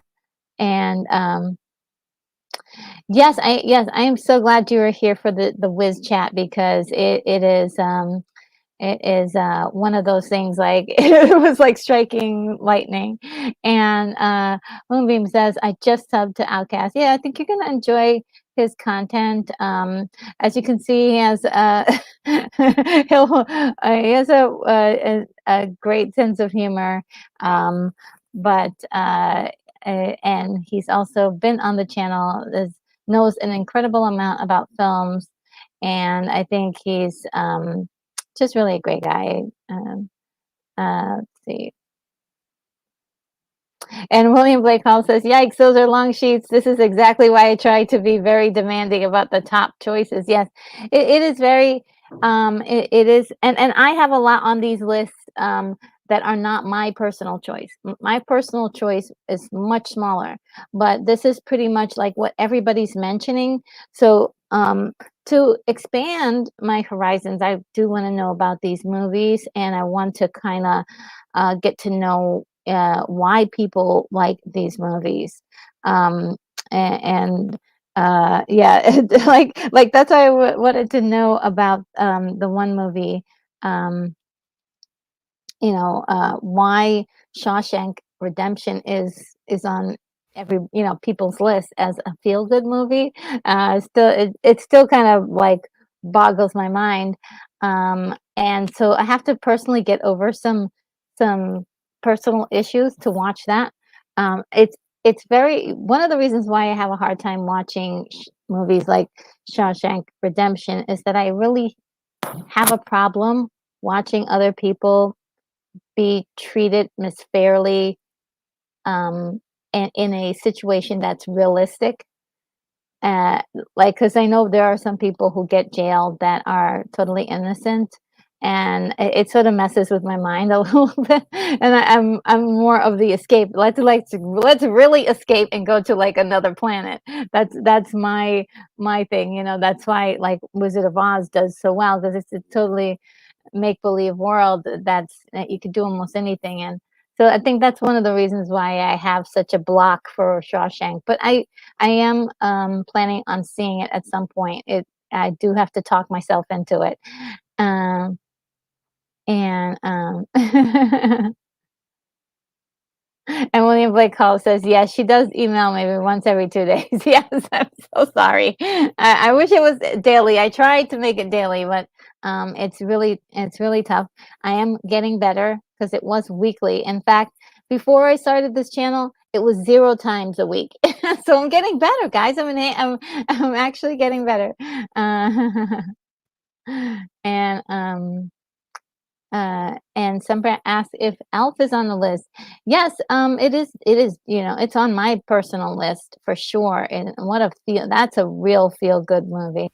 And Moonbeam says Gremlins too. Yeah, we talked just briefly about it. If there's anyone who like wants to get into details, sort of like how we did on the show about Gremlins, please let me know. Again, we can we can have you on and you can talk about it as much as want to talk about Gremlins too. I do like Gremlins too. It's not my favorite movie. It's hilarious. I mean, yucks all over the place, but not the one I go to for a feel good. So and Scoops let me know that he can hear me. And Nightmare Before Christmas. Well, we've got the watch party on Saturday for Nightmare Before Christmas. So you know how I feel about that one. And William Blake Hall says, Joe Startbat has been waiting patiently for over a week now for someone to talk to her about Elf, which I've not seen. What? You haven't seen Elf? uh, well, okay, yes, we'll for sure talk about Elf. I should put that. I'm gonna put a star next to it so I can make sure to talk about it next time. What a sweet movie! What a sweet little movie. So sweet. I do love myself some Elf. And one of the things I love about Elf is how innocent the main character is. He's so innocent. Um, clueless but innocent. Yeah, and Unicorn Rampant Studios got all of the little emojis. He's got, of course, unicorn, a thumbs up. Is that Santa already? Oh no, that's me. That's a space. That's a space girl and a spaceship. Thank you. I've got Santa on my brain. I'm ready for Christmas. And Sunrise says, William, Elf is on my all-time top 10. Oh, of all movies of all time? Oh, wow. Yeah, I can see why. I can see why. It's so beautiful. It's so wonderful. And Moonbeam says, The Polar Express. Yeah, I love that movie. It unfortunately has the terrible curse of of the uncanny valley, but it's a great story. Great story. And I wish it was like a 2D animation that they did of that. And maybe somebody could do some tricks and make that happen. And Keith E says, I love the I love the movie Elf. Santa. Yeah, Santa. I know him. Yes, and some says fist bump. Yes. And oh wow, thank you, Unicorn. Oh my God. As an adult. Wow. Yes. Thank you so much. Here is let me find a nice thank you for you. I'll do a classic.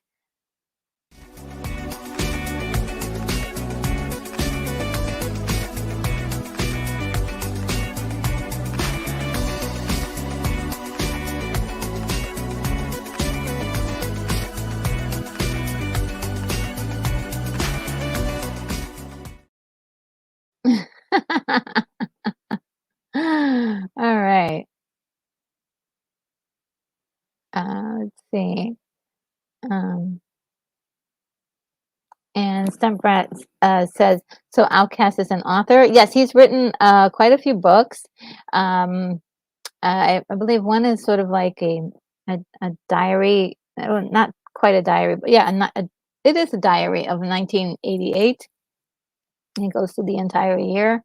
And then there's another like fantasy book story, sci-fi fantasy story that he did, Diamonds in the Sky. So you might be able to find this on Amazon. Amongst his other talents, he's also a director and acting coach and writer. Does everything. What doesn't he do? But I mean, he's got great stories of behind the scene information about movies, and it's always a joy to talk to him about that stuff. And Keithy says Lance pretty much does it and all everything he can do, but I think he really wants to be a director again. And Sunbread says, Retro, I can't watch Shawshank Redemption either. I've tried a couple of times. Ooh, yeah, it's just, it breaks my heart. Like, I'm like, oh God, I hate when people are mistreated. I don't like seeing people being mistreated.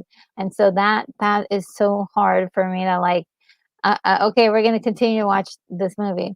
One Flew Over the Cuckoo's Nest, a great movie. I saw it in the theaters.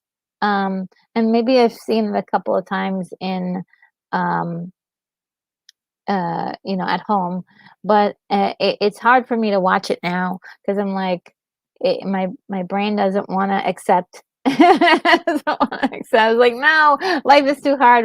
I don't want to see this happen. And so, yeah. Sean, and it says that Shawshank takes you on a ride, but it's very much worth it to see. I will definitely try to do it. I'm sure it will be rewarding. We I kind of trust your taste. Not kind of trust. I do trust your taste because everything you guys have told me to watch, I always said, oh, you got to watch this. It's been really bangers ever. So I'm just gonna see if I can grit and bear it, but I have to psych myself out. And I have to do it like it has to be like early in the day so it's not too dark. And so it's like weird. All the elements have to be in play. Yeah. And And Stemperett says, what's Lance's last name? It's Nelson or Nielsen. Nielsen. Danish is his origin. Let's see.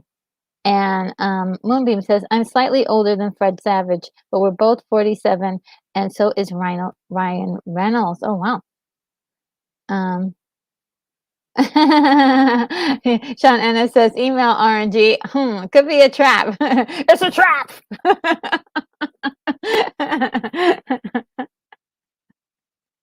Oh man, and William Blake Hall says, I've been trapped a long while now. Oh, yes, you send me like the best, detailed information and stories and thoughts and stuff. So I do appreciate you sending those things. And uh, Oh, yes. Thank you. Thank you, Keith E. Lance Nielsen, not spelled like the TV race ratings. And Moonbeam says, yeah, retro, I feel that. I had my channel May of 2016, but it didn't start uploading until August 20, 2016. Yes. And let's see.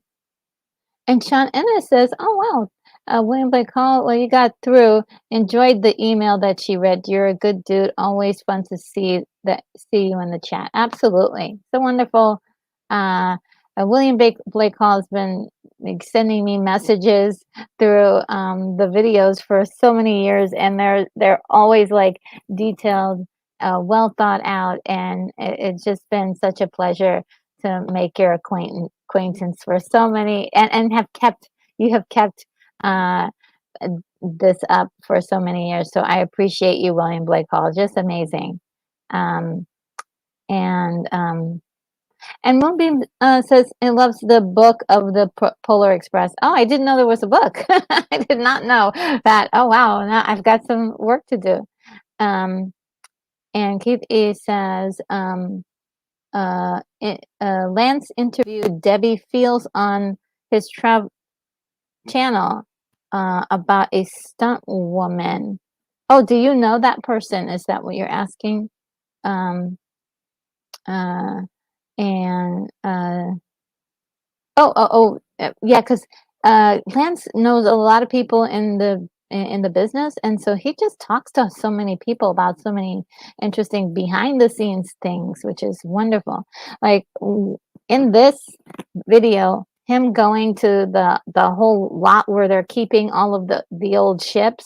That's I would never have known. That's his speciality is this knowing all of this nuggety information about the film business that we're really curious about.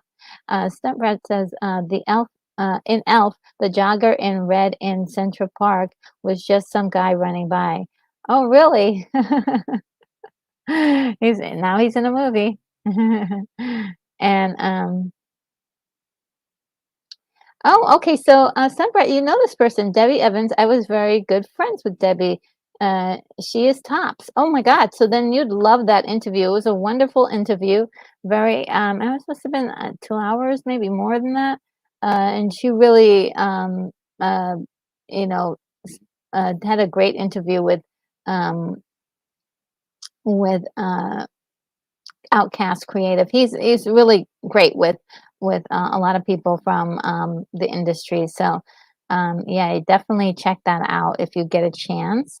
Um, and Scoot says, "Hail Mothra, protector of Japan." Yes, since it's Godzilla Day, nice to mention that again. And Gary Carpenter. Oh, my favorite go-to movie would be "It's a Mad, Mad World." Haven't heard that one yet. Guess what? I'm writing it down.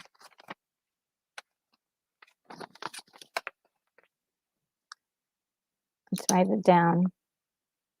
It's a mad, mad, mad world. How many mads do you have? Mad, mad, mad, mad world. Wow, that's a lot of mads. And let's see. And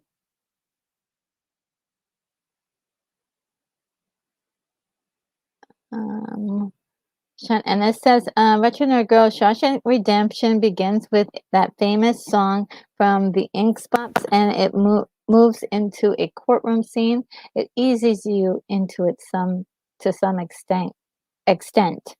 Hmm. Okay.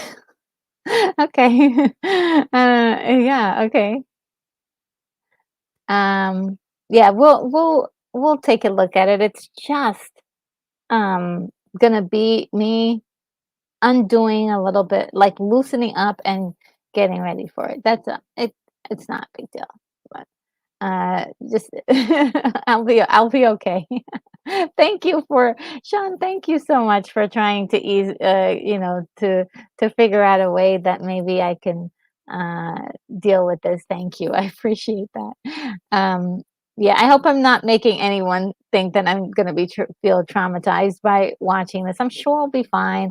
It's just like I said, it that's one of the things that deter me from some movies is just that kind of like knowing that somebody is being mistreated. Um, William Blake Hall, mad world wears me out. Lots of shouting. I understand that 1941 is like that. Really? Okay, so it is four mads. Oh my God, four times. Oh my goodness, that's a lot of mads. And Gary Carpenter says, "Would you believe that Jenny McCartney? Would you believe that Jenny McCarthy is 51?" Um, I think so. I because she was yeah, we were about the same age when I was. She was on MTV first, I think, and that's when I think I first saw her was on MTV, and yeah, that goes all the way back. That goes in like late 80s, early 90s. Um, and Shannon says, I hope she would do the Star Wars It's a Trap line reading. Thank you. I did do it. I mean, well, I don't have the It's a Trap. I don't know how to do it better. I don't know how to do it better, but yeah. And the thing I love about that scene is that he's swinging around. He's like, it's a trap.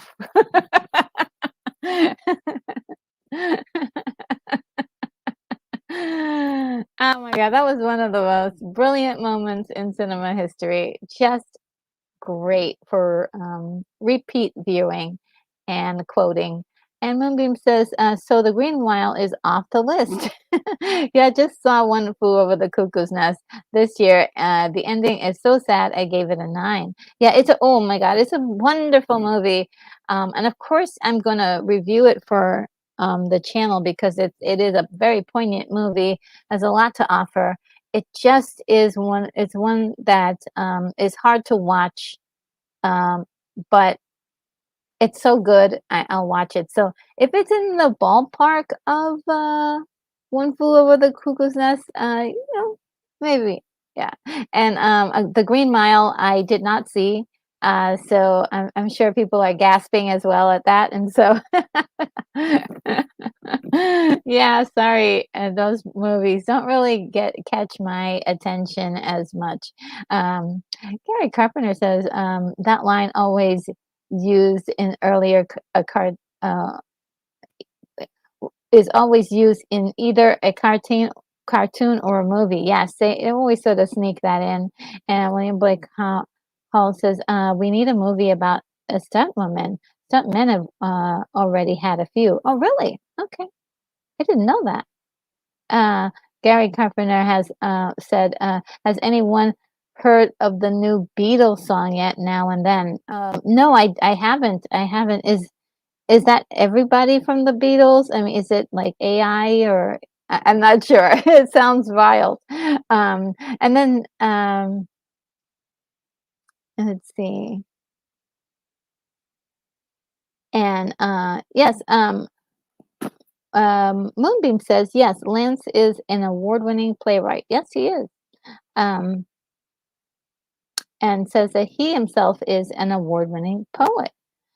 And Sunbread says, I hired Debbie Evans to do a fight scene and be interviewed on the Vicki Lawrence show in the early 90s. Oh, wow.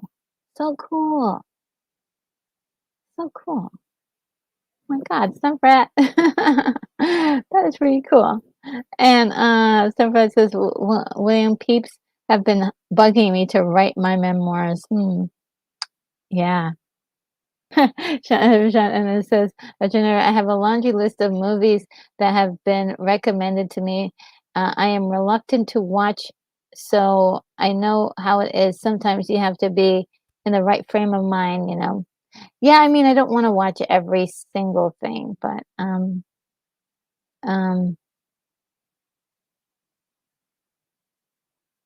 let's see. Uh,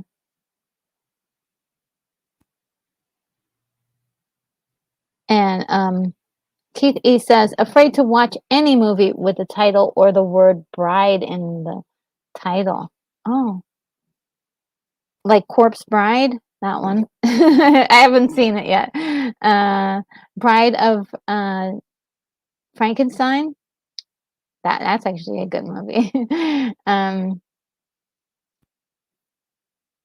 and Moonbeam says Buddy Hackett had and a lot of A-listers at the time. And I don't know what this is referring to. Moonbeam, Buddy Hackett. Are you talking about the Mad Mad thing again? Let me know. Um, you know, you guys in the chat are just. All right, Shannon says, well, she was a Playboy model. Not that I would know for some reason about Jenny McCarthy. Oh yeah, she was a Playboy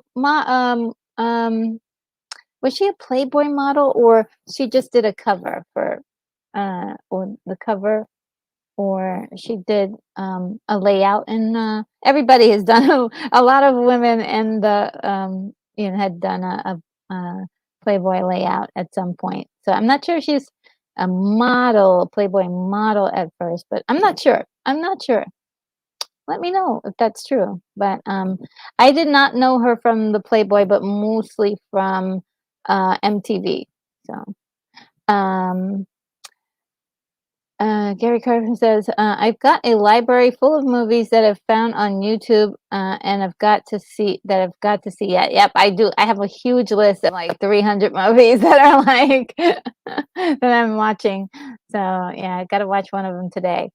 William Blake Hall says, Brat, you can you title your memoirs action figure? Ooh, that's interesting. Uh, great title. Um, and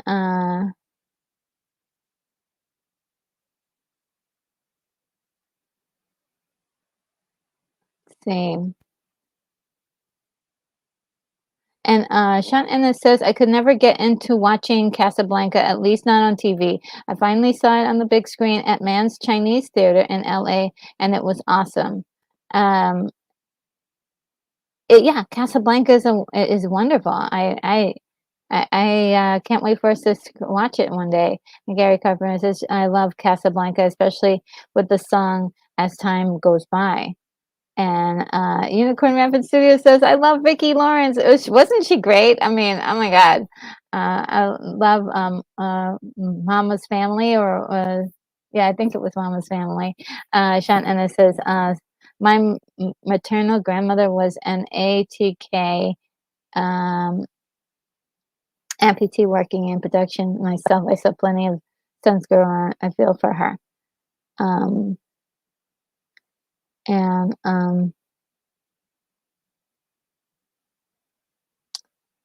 okay, let me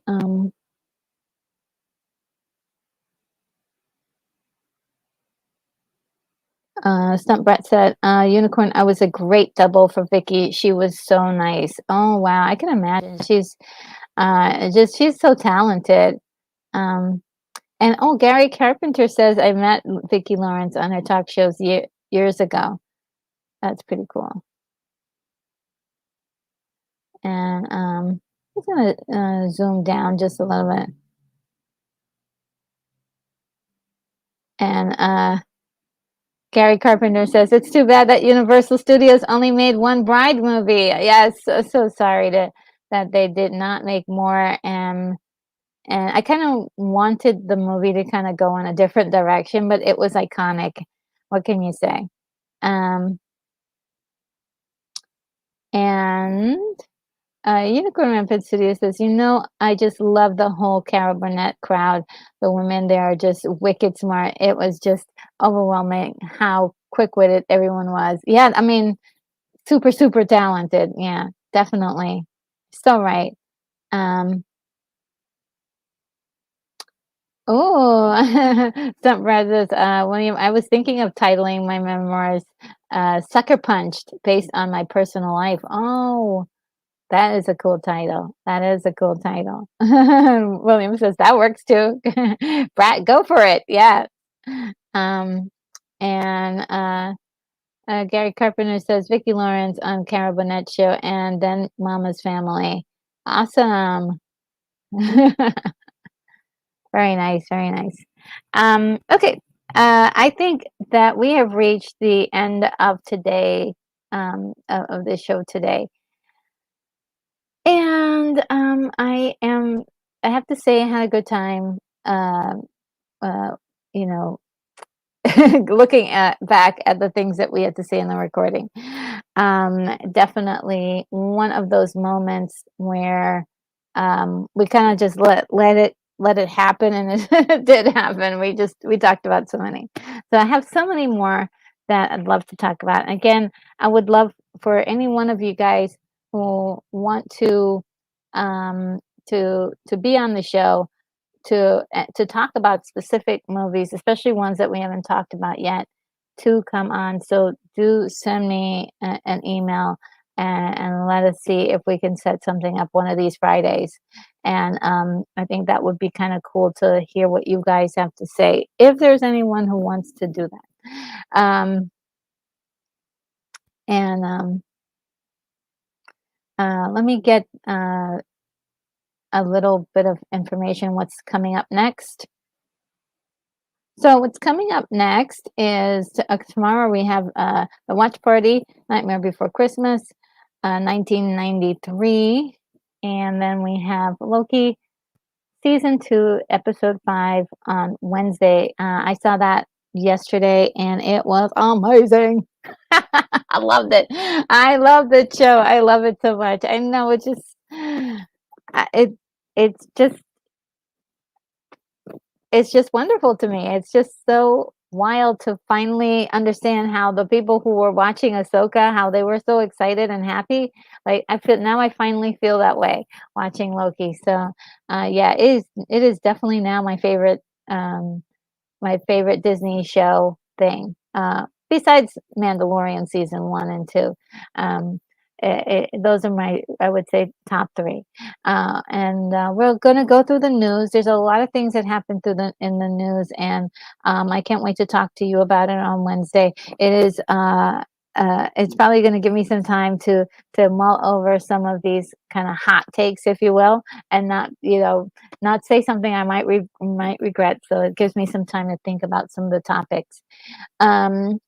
Then on Friday, I was going to go into another subject matter, but you know what? I think we still need to mull over these good, feel-good movies, because I think this is great therapy for anyone who is having some, sort of doubts about the movies that are coming out now, like to reflect on some of the movies that make us feel good, and especially during this time it seems like the world needs a smile.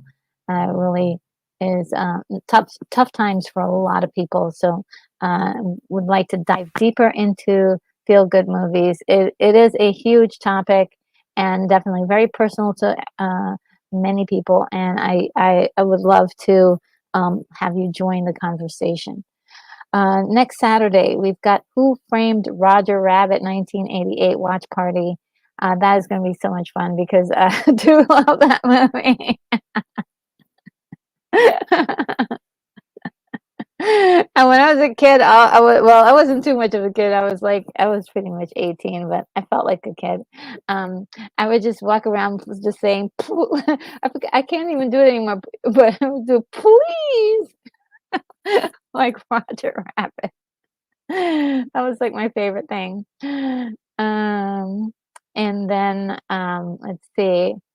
For more watch parties, I'm gonna be doing Forbidden Planet 1958 on the 18th. Gonna be doing uh,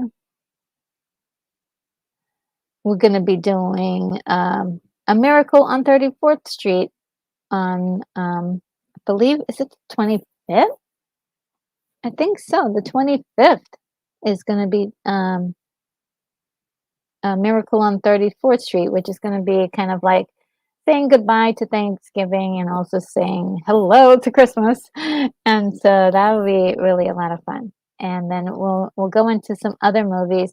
But so far on the 2nd of December, we're looking at Gremlins 1984. Just appropriately, since we were talking about it earlier today. So I hope that sounds good to you guys. Do let me know if that is something that seems like it's something that you um, would like. Uh, and Sunbread says, "Thank you, Retro. Thanks, Retro. Much love and God bless. God bless you too. Take care of yourself. It's so great that you were able to catch the chat today. It's just so wonderful to have you in the chat and to hang out with us. Let's see." And William says, "I'm not bad. I'm just drawn that way." Yes. Oh man. And Moonbeam says, "My cousin spoiled the end of Roger Rabbit for you." Really? Oh no. And William Blake says, "Forbidden Planet. I have to check if I can stream it. I hope Miracle on 34th Street is in the 40s original." Yes, let's just make sure. I think it's did I have a date on it? Oh gosh, I didn't put the date. I think yes, I believe it's the one with Natalie Wood. I think that's the one that I'll be reviewing. I'm not reviewing, but doing the watch party for the one with Natalie Wood. I forgot what year that was. Somebody, if anyone wants to look that up. And Keith he says, "I just bought my first Michael Jackson album. It wasn't bad." And Moonbeam says, "My vid is on the 2nd minute warning." Um, I'm not sure what that means. Yes, okay. Moonbeam says the original was 1947. Thank you so much. That is the date that we're the version we're going with, and that should be a lot of fun. Love that movie. It's so I mean, talk about a feel good movie. That's one. Um, Thank you, Sean Ennis, as well. Thank you. So yeah, I think we're gonna head out, everyone, and let's see. I do have my 3-minute video where you can leave your last comments and say your goodbyes to all the friends that we have in the chat. And I do hope that you all have a wonderful evening ahead. And thank you so much for being with me through this conversation, the replay, and all that. Thanks for like gelling with it and being so cool and all that stuff. I really appreciate each and every one of you. And I hope that you will enjoy the rest of your evening. So without further ado, I bid you adieu, and I'll see you in the next video.